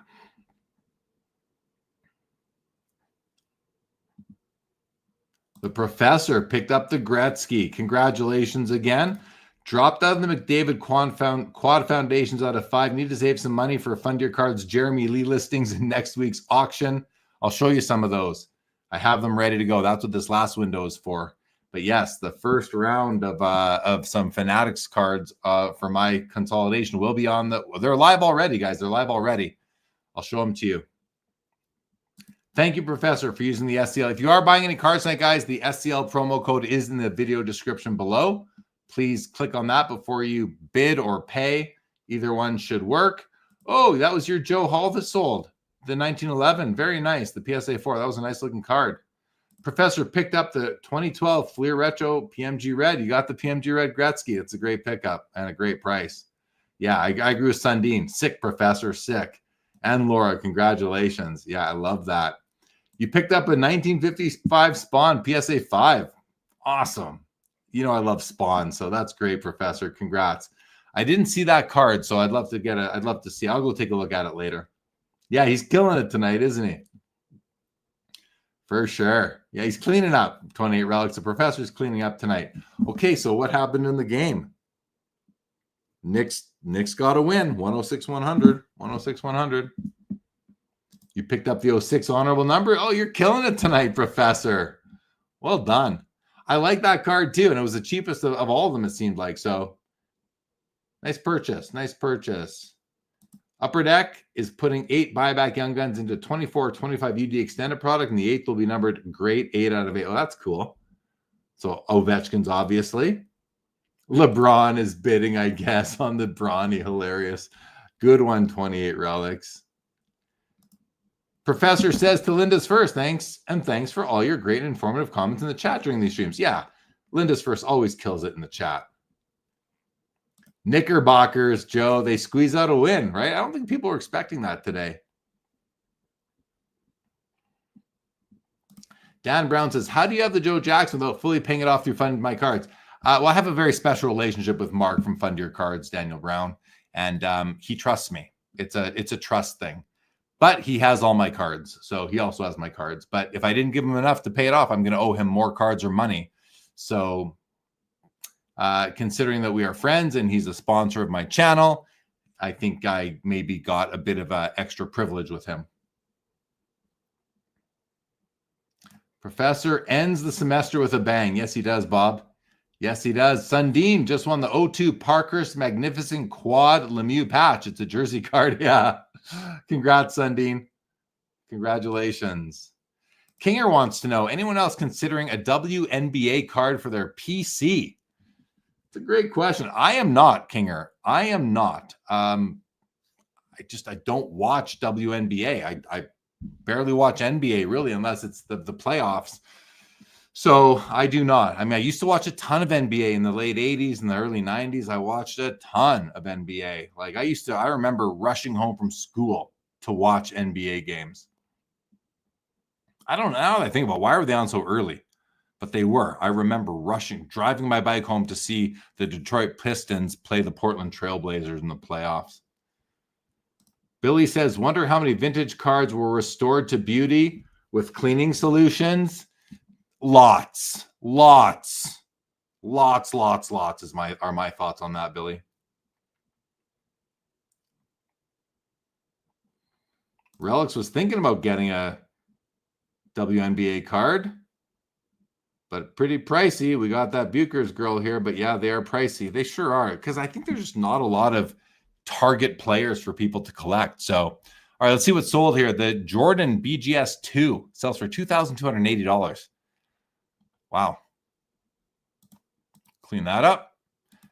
Oh, and the Ovechkin Young Gun BGS 10 gets $4,800. We can close that. The Joe Montana Exquisite Auto out of 5 sells for a paltry $516. And then we are back to the iAppeal page. Everything is sold. There's the Joe Hall that someone in the chat just mentioned they had. So I can't keep track of who has everything. There's the iAppeal. And we are down to just 2 basketball cards right now. Pretty crazy. Goes well with a similar set you're collecting. That's right. Pair cards up. Makes it fun for sure.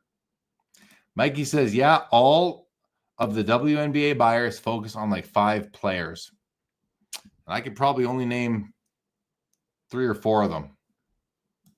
That's better than nothing when there's only 5, I guess.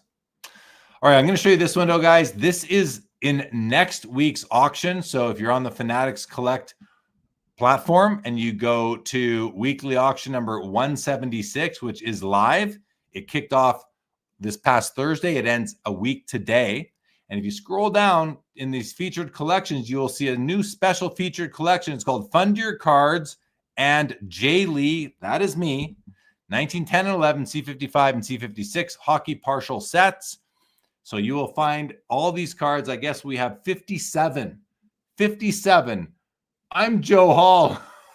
That's funny. Yes, you are, Joseph Hall. Yes, you are. That's great. Holy moly, that's funny. But I got to find the comment now. Who made the comment earlier? They said, that's my Joe Hall card. I got to find it now. Where did it go? Why can't I find it? Come on. No, I'm not seeing it now. Darn it. I'm not seeing that comment anymore. One of you out there made that comment earlier. Right here, Sundin564. That was my Joe Hall card that sold. And down here we have, I'm Joe Hall. That's great. That is great. That's good Sunday night entertainment right there. So back to these guys.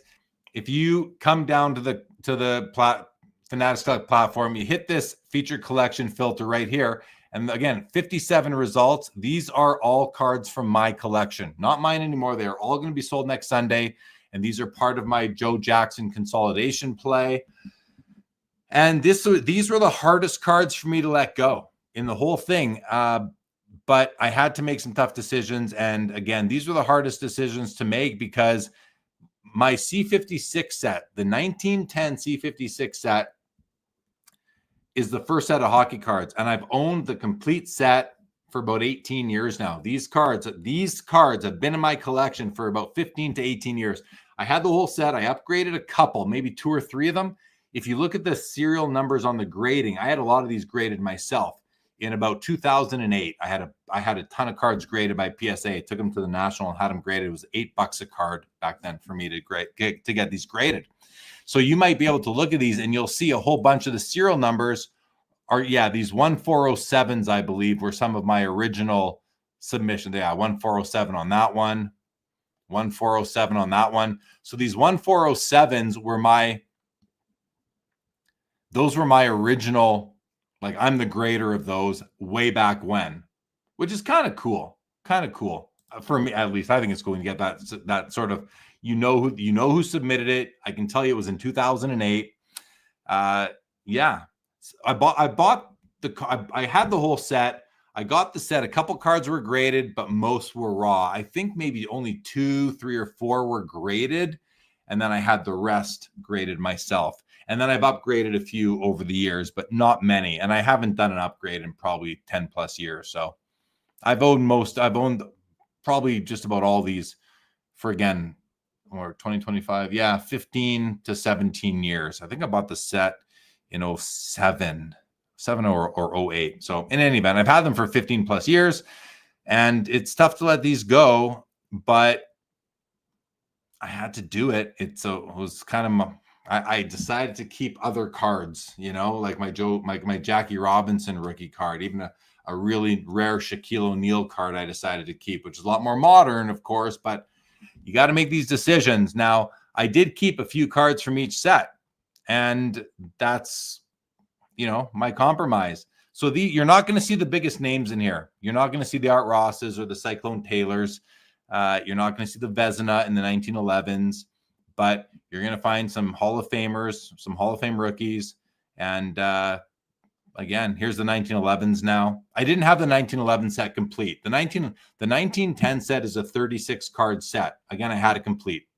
The 1911 set is 48 cards, and I had 32 of them. So I had exactly 2/3.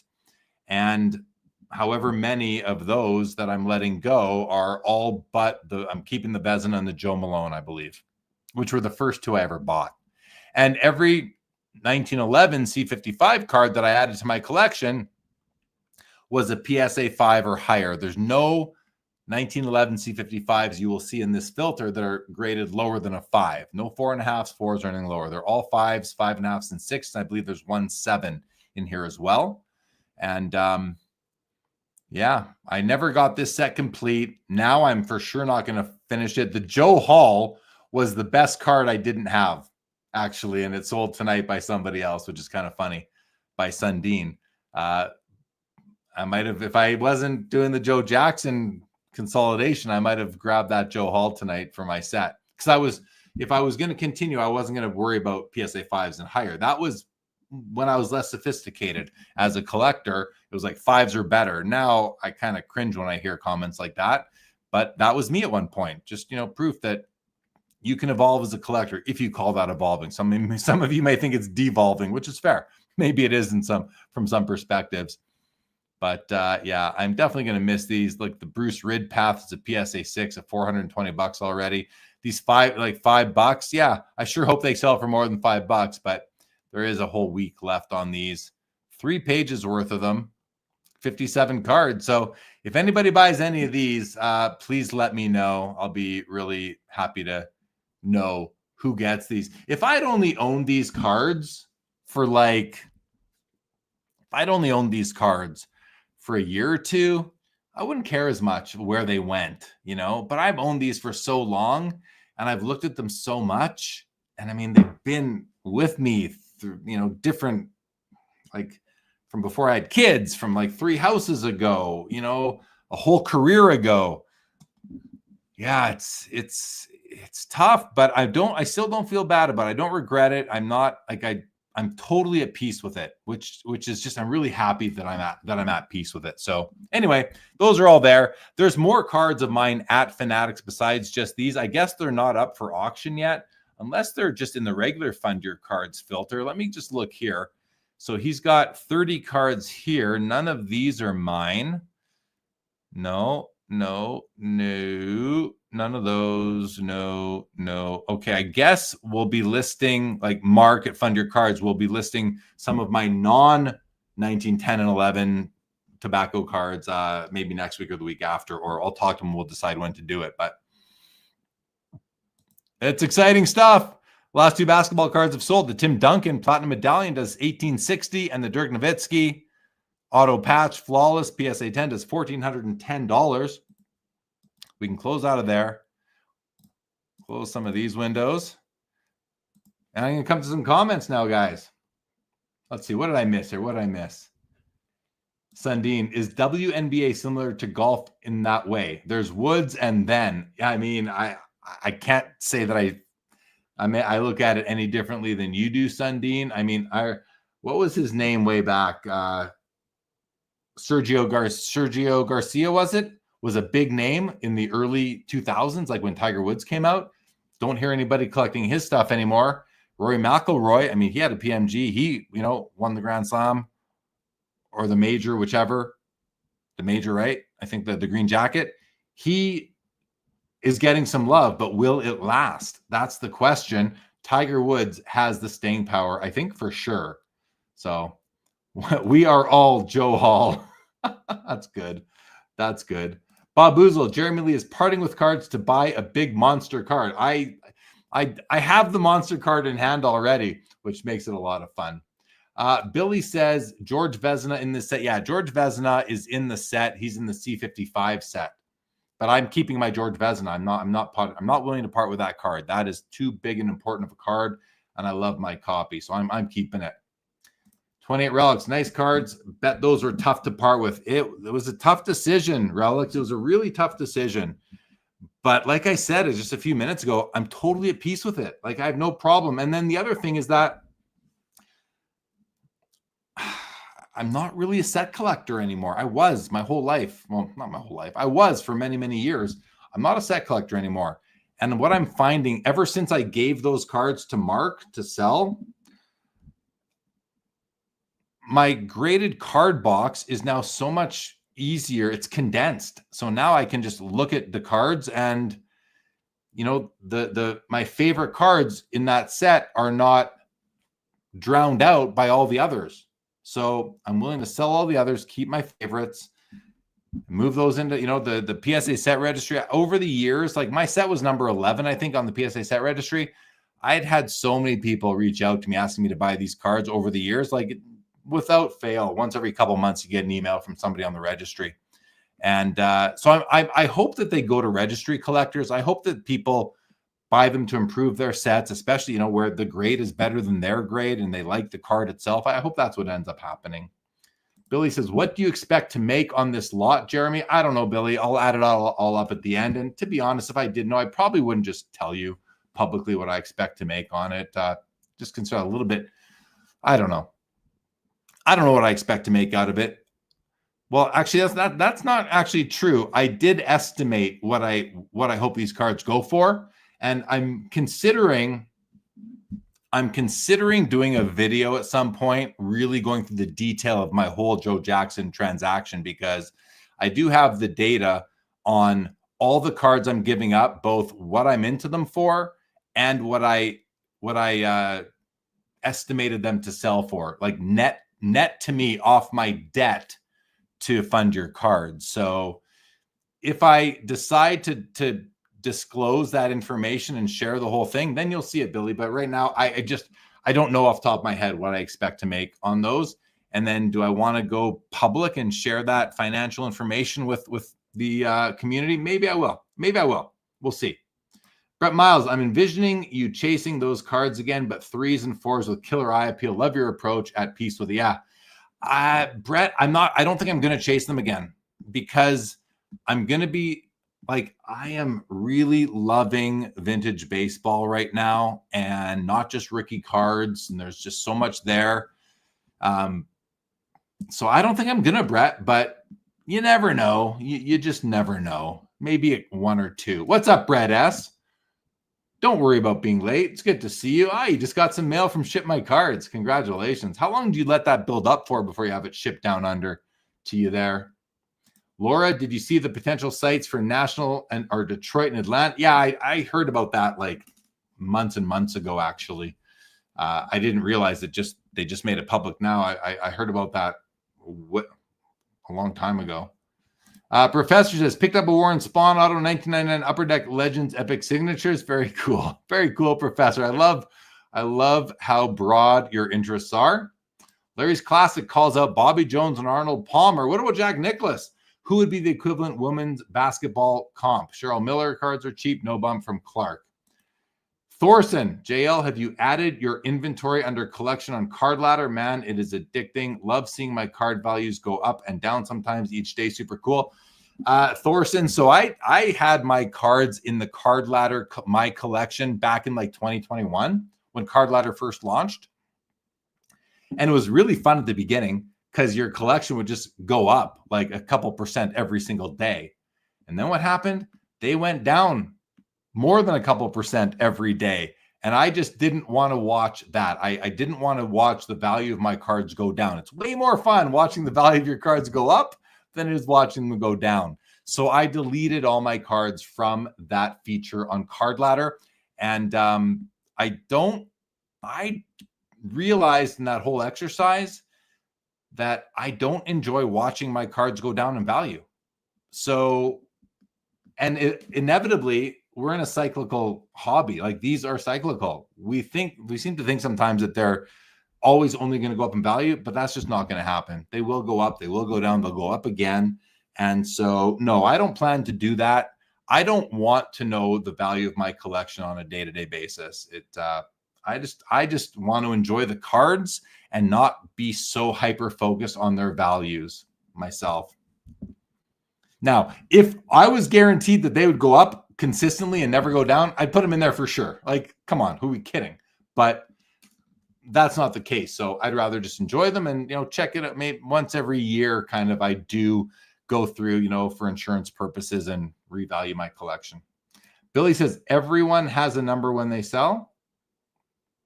I don't know what you're getting at there. Sorry, Billy. 28 Relics. Have you used Fund Your Cards long? No, only the one time. But Fund Your Cards is a company that I've been familiar with since they started. I know Mark Sadov, the founder of the company. I've met his father as well, who's part of the business with him. And I like what they're doing. They've helped out a lot of my friends. And they sponsor Sports Cards Live, my Saturday night show. They're a sponsor of the show.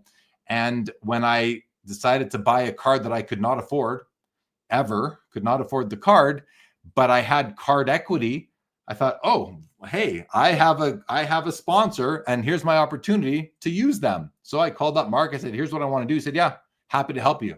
And we did. So I bought the card on the Fanatics Premier Auction in March, did it live. There's a whole hour talking about it after it happened in the March Premier episode here on the Sports Cards Live YouTube channel. And here we are 2 months later, and we're now just starting to sell the cards to pay down the debt. So it's a great service. And he's really good at, I find he's really good at working with you to maximize what your cards sell for. He doesn't pressure you. He's very patient, just a great guy to work with on it. Linda's first. That was a fun show. Oh, tell me about it, Michael. From my perspective, that was a very fun show. And it was also pretty, I don't know, it was stressful. It was intoxicating. It was everything. Brett S, usually every 3 to 4 months. What's that? How often you use fund your car? Oh, that's on your ship my cards shipment. Okay, that's nice. So you let it build up and then you bring them home. Very cool. Very cool. And lots of fun. So nothing on fund your cards for me. Let's see what's going on though in the auction tonight. Just overall, tonight's auction is this one right here. All lots. And let's go to highest price. And let's just see what some of the highest selling cards were. Oh, look at that. Tonight, guys, the highest selling card is a hockey card. 25,200. That's pretty cool for hockey. The second highest selling card is a Pokemon card. And the third highest selling card is an Elsa card. You have to get to the fourth card for a football card and the fifth highest price card for a basketball card. And then it's another Pokemon.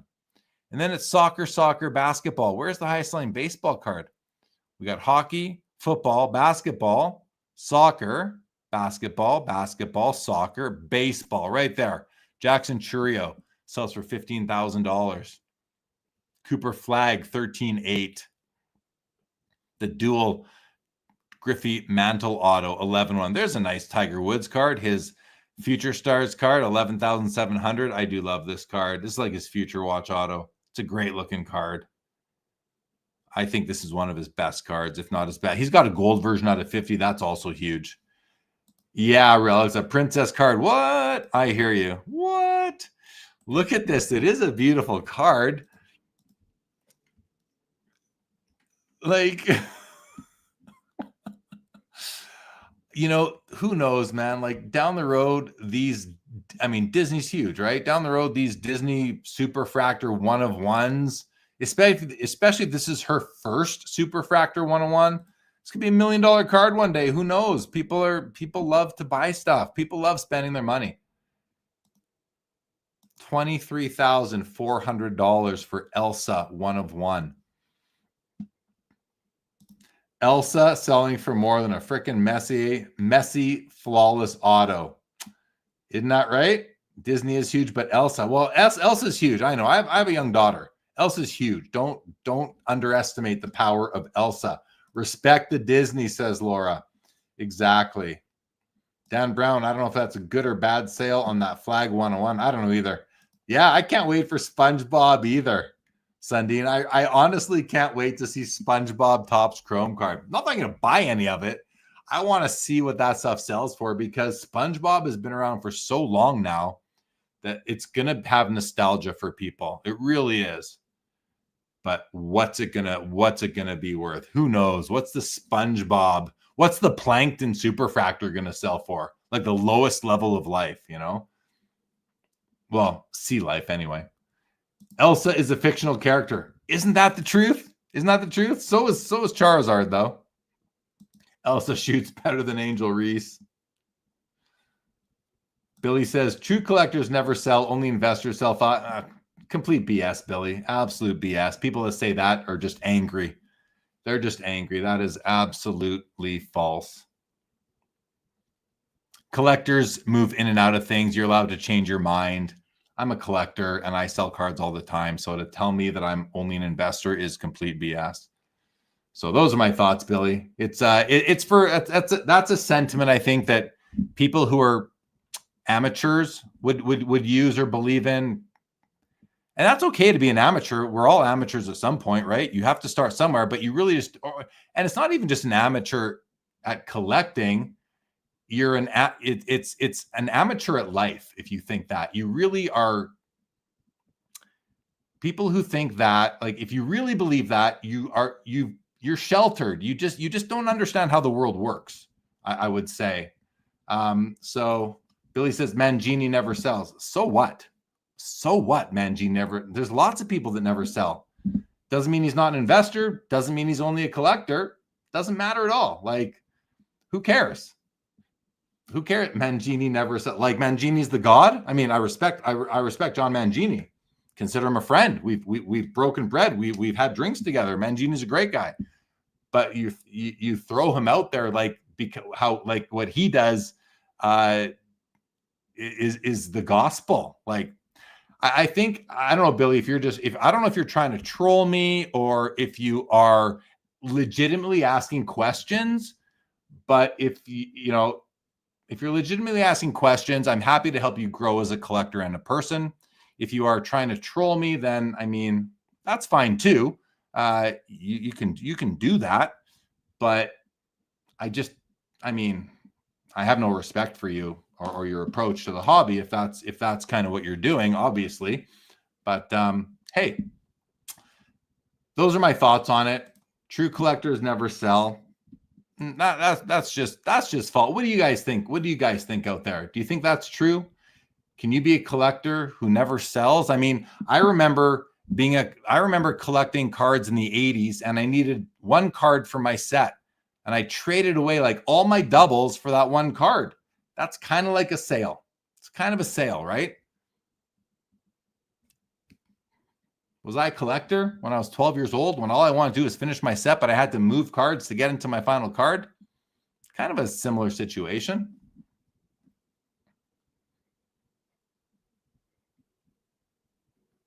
Bob Boozle will guide you, Billy. Billy, I think you do need some help.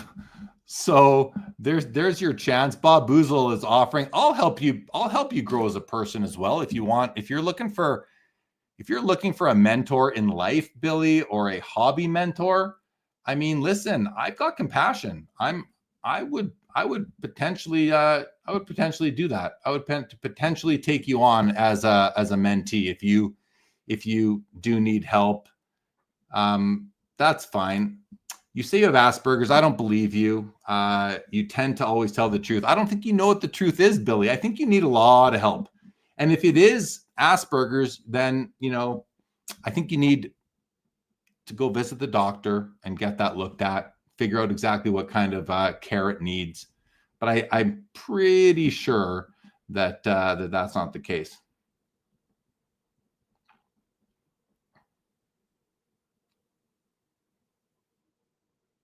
Linda's First says, if you never sell, you're not a collector, you are a hoarder. It depends how much you have too, right? Linda's First, like, depends how much you have. If you got millions and millions of cards, sure. But if you just, it also depends how much you buy. It also depends how much you buy, for sure, I would say. Brett S. got my 2013 Fleer Showcase McKinnon Platinum Medallions in this shipment.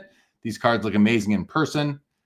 Oh, they are awesome, aren't they? I do love those too, Brett. I have a couple myself. Rob Scott says, as collectors, we are constantly evolving, sometimes requires selling. Yeah, totally fair. Totally fair. The other thing, just, it doesn't really matter one way or the other, right?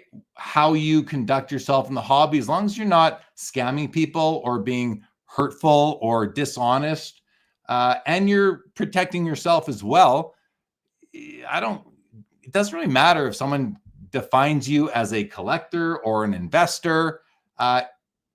Really, we don't need to be so concerned with how other people label us based on our behaviors and activities and transactions in the hobby. It doesn't really matter. I've always said, if you go back 5 years on this channel, there's a continuum. It's like a spectrum. You've got pure collector on one end and pure investor on the other end. And I think we all fit somewhere in between, somewhere on that spectrum. I'm neither a pure collector nor a pure investor. I'm somewhere in the middle there. And you can move one way or the other over time. And even certain collections within your overall collection can be approached differently. You can only invest in these cards and you can only collect those cards. So what are you? Well, you're a collector with this type of card and you're an investor with those types of cards, right? Like that's totally fine. I have no qualms about it. So I think it's always fun to analyze how you collect yourself. When other people start analyzing you, it can get a little bit touch and go where you actually have to offer them help to develop, Dr. Phil to hook Billy up to a lie detector. Brett says, true collectors get to choose how they enjoy the hobby. Lots of noise out there these days. Yeah, lots of noise, lots of jealousy out there, Brett. Lots of anger out there these days as well. Dan Brown, let's get them in the boxing ring. No, that's totally not necessary. There we go. No need to keep tabs on how other people hobby. Exactly. Linda's first. Exactly. There's really no need to do that, but people feel the need. People feel the need because, well, I won't speculate why, but I have my theories why for sure. Victory Investment says the best collections I've seen have almost always been built by people who have sold cards along the way. They are selling, trading, and upgrading. Yeah, it's a fluid sort of thing, right? Our collections are alive. They are living entities, if you will, in that they don't remain the same. Maybe for some they do. If you're someone who's never disposed of a card after acquiring it, then all you're doing is growing your collection. That's fine. And it doesn't preclude you from potentially in your own head being an investor at the same time. It doesn't preclude that, or definitely mean that that can't be the case, because you could in your mind, and you don't ever have to say it out loud, but you could be thinking, I'm adding all these cards because one day I'm going to die, and I hope that I can sell them before then and I don't die by surprise, so that my wife, my kids, my family, my estate, whatever, can benefit from the financial value of them if they don't want the cards themselves, which most of the people that we leave our assets to at the end of our lives probably don't care so much about what we have. Some do. Hopefully, I hope my kids want some of the cards anyway. Dan Brown says, how many people have never sold? 1%? Less? Yeah, impossible to quantify, but I mean, I'd say it's probably higher than you think.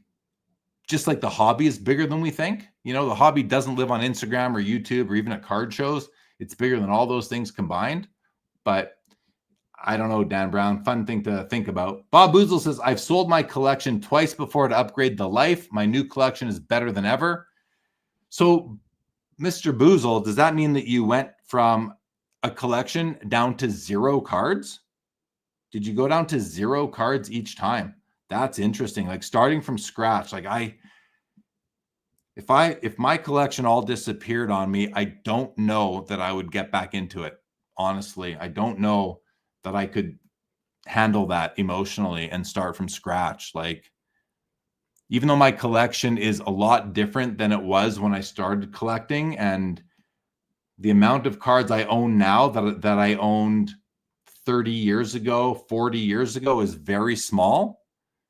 But if those steps didn't happen to get me, I wouldn't be where I am today in my collection. Everything I've done is all, even this Joe Jackson card at, you know, the value that I had to acquire it for.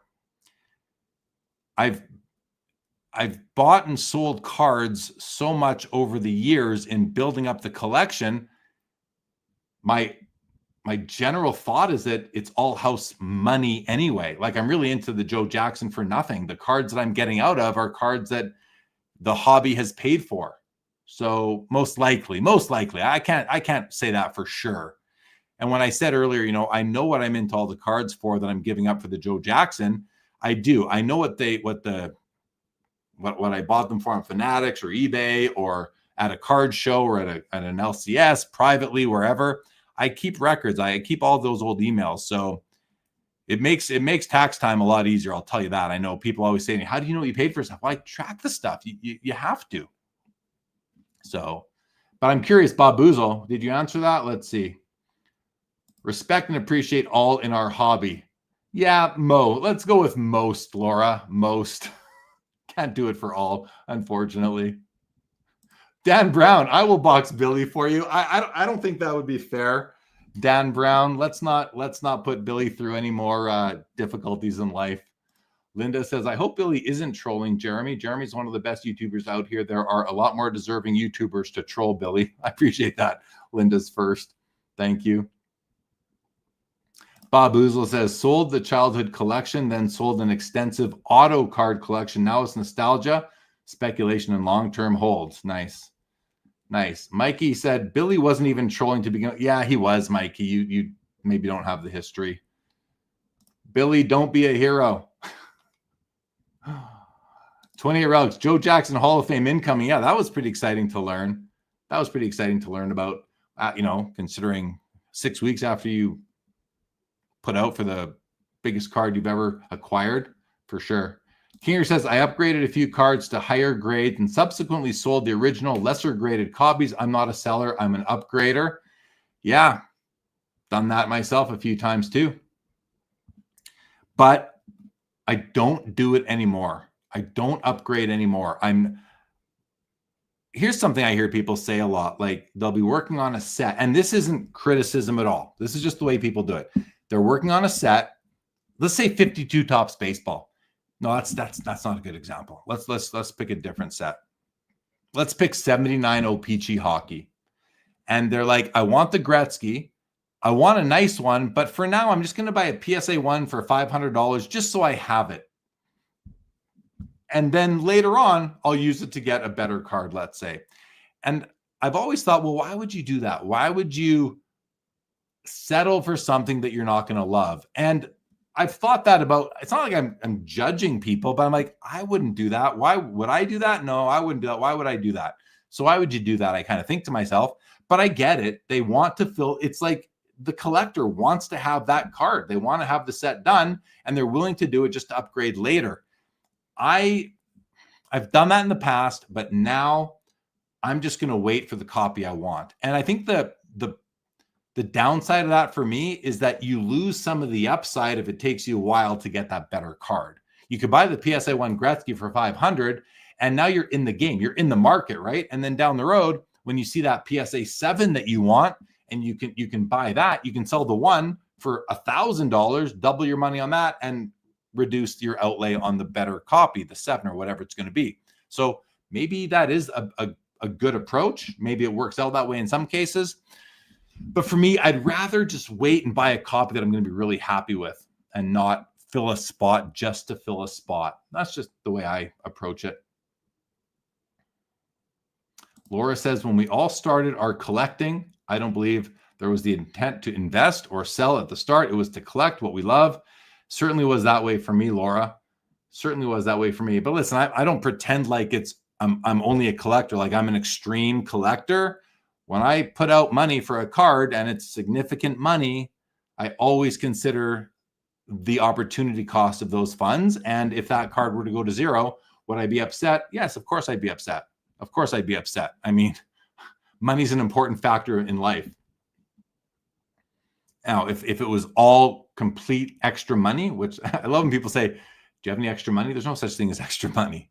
But maybe for some people there is, if you have $1 billion, let's say. But I don't have that kind of money. So when cards became worth something, it was pretty cool. Like, oh, my collection's actually worth some money. Like when I got that first Beckett magazine, I was like, holy crap, my collection's worth money. How cool is that? But that was already what, 30 something years ago. Billy, all I know is I could never sell my baby. Yeah, Billy, don't sell your babies, especially if they're humans. Do not sell your babies. Kinger says, sometimes a card comes around and the grade doesn't really make you happy, but you have to pick it up because it could be years before you see it again. That's true. And when you say grade, Kinger, do you mean condition? Because to me, it's not, the grade doesn't, it's the condition, the eye appeal. For me, if the grade, do you need the grade to make you happy, or can the card make you happy even if the grade isn't as high as the card looks? Like for me, I way more enjoy an undergraded card than I do an accurately graded card, or even an overgraded card, of course.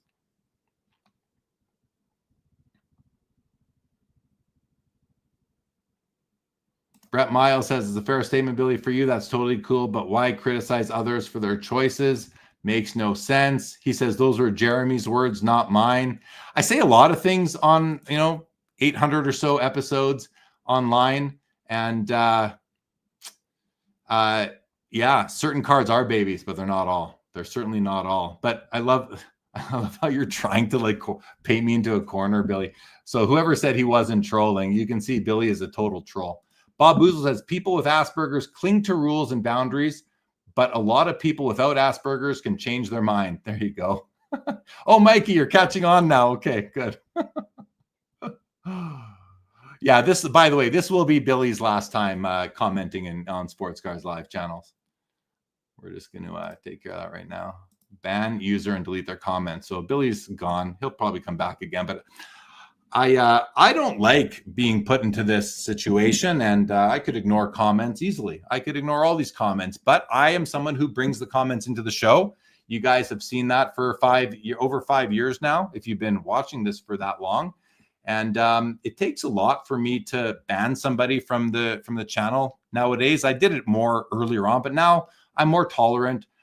I don't mind trolls. I mean, I don't. It's actually a good sign when you have a couple, but to come in and be just kind of overdoing it, I just don't need it.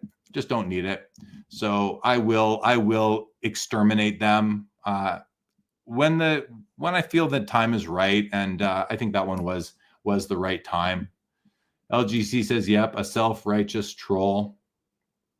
It's too bad, right? I mean, you only got one life. Life is short, guys. We're here to enjoy the hobby together. I don't do this because I hate anybody. I don't sit here in front of the camera, in front of my screens, talking sports cards with people because I don't enjoy it, because I don't enjoy the community. I don't do this because I don't like sports cards. I don't do this because I don't like you guys. I love you guys.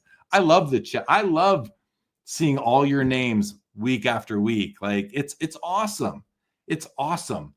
I love the community, but every community comes with a few bad apples, right? And it's just part of the nature. But as people tell me, and even here I am, I'm in my early 50s, and I've got mentors, people that I talk to regularly, and I bounce things off of them because I want to check myself. I check myself, and I have one mentor, I will refer to him as a mentor, who watches my stuff, watches this content, might be watching right now. You know who you are.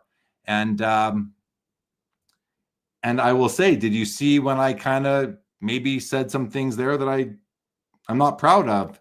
And we'll talk it through. So I'm always looking to get better, guys. And to handle things better with maybe with more class if I ever don't. And I don't always. I'm certainly far from perfect, but I'm doing my best. And I'll always try for my best to get better. Bob Oozle says some babies grow up and need independence. That's a good way of putting it, right? Like those early C56, C55s, those were my babies, but those have grown up. They're now 15 years old. They've grown up. And I didn't really have a choice. Like I found a baby I liked more. I guess. Well, there's the ban hammer. Linda's first. There it is. Brett says, "I love your words when it comes to the hobby. Lots of positivity. Very interesting comments about possibly not starting over if the situation would ever happen." Brett, I know. And like that, I've thought about that before. Really, when it comes down to if my card collection were to burn in a fire, would I start over again? If I got insurance money, like how much insurance money would I get? I probably would start over.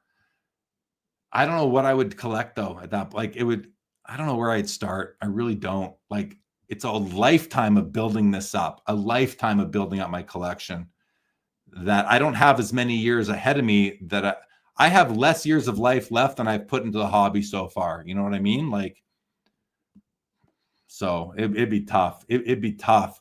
I might only strive to own 10 cards at that point, Brett, but I don't know. Hopefully that'll never happen. Dan Brown, is the offer to mentor off? No, it's not off. Actually, that offer to mentor, if that person is truly struggling in life and would like somebody to, I'd be happy to, like I said, I've had great mentors in my life all the way through.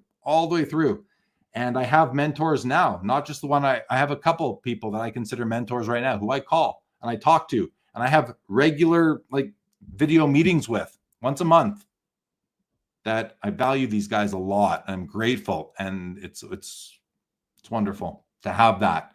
And so I would give back for sure if somebody really needed it, Bob Boozle, Jeremy Lee going to walk off 10 miles of steam after this year. I'm going to go do it. I did the calculation. My daily walks, guys, are 5,750 meters.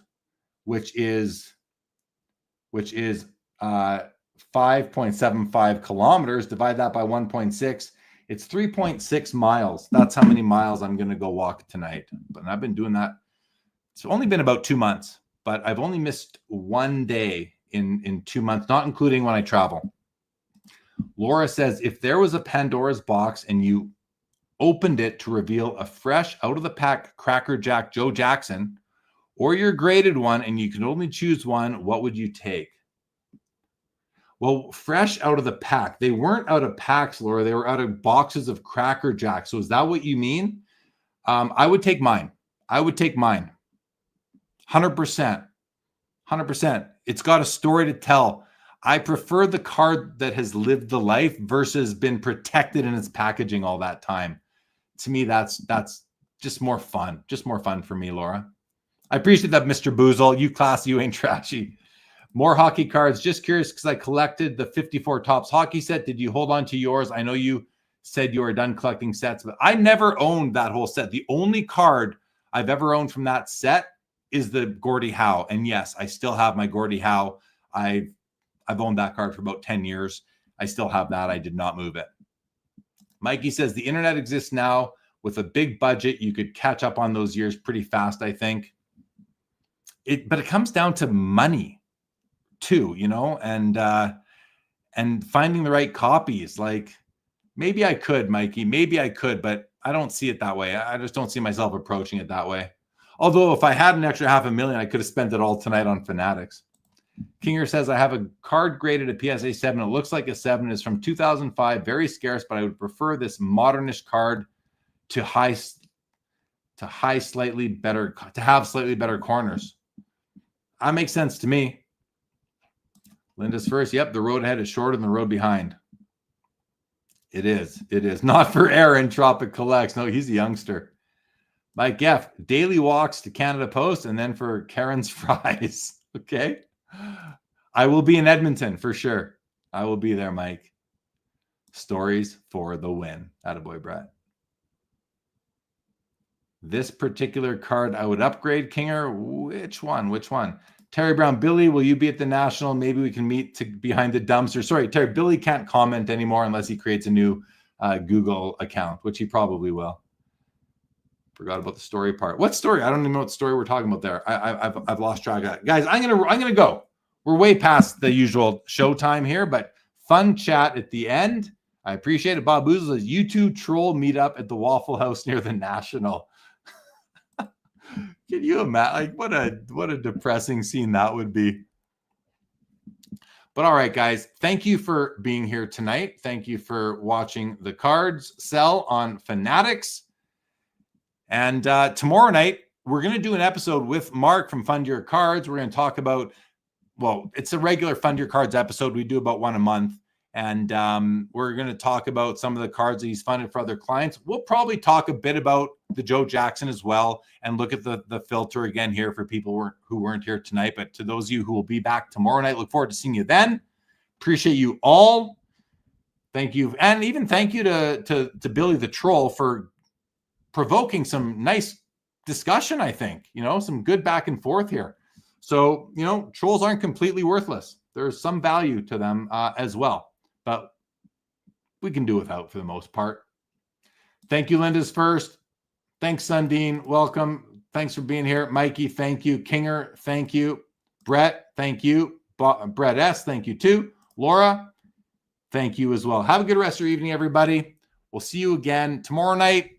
Next Saturday night, next Sunday night, back for another episode of this show right here. This episode of the Fanatics Collect Weekly Hockey Auction and Weekly Auction Ending Watch Party, May the 25th, 2025, is now over.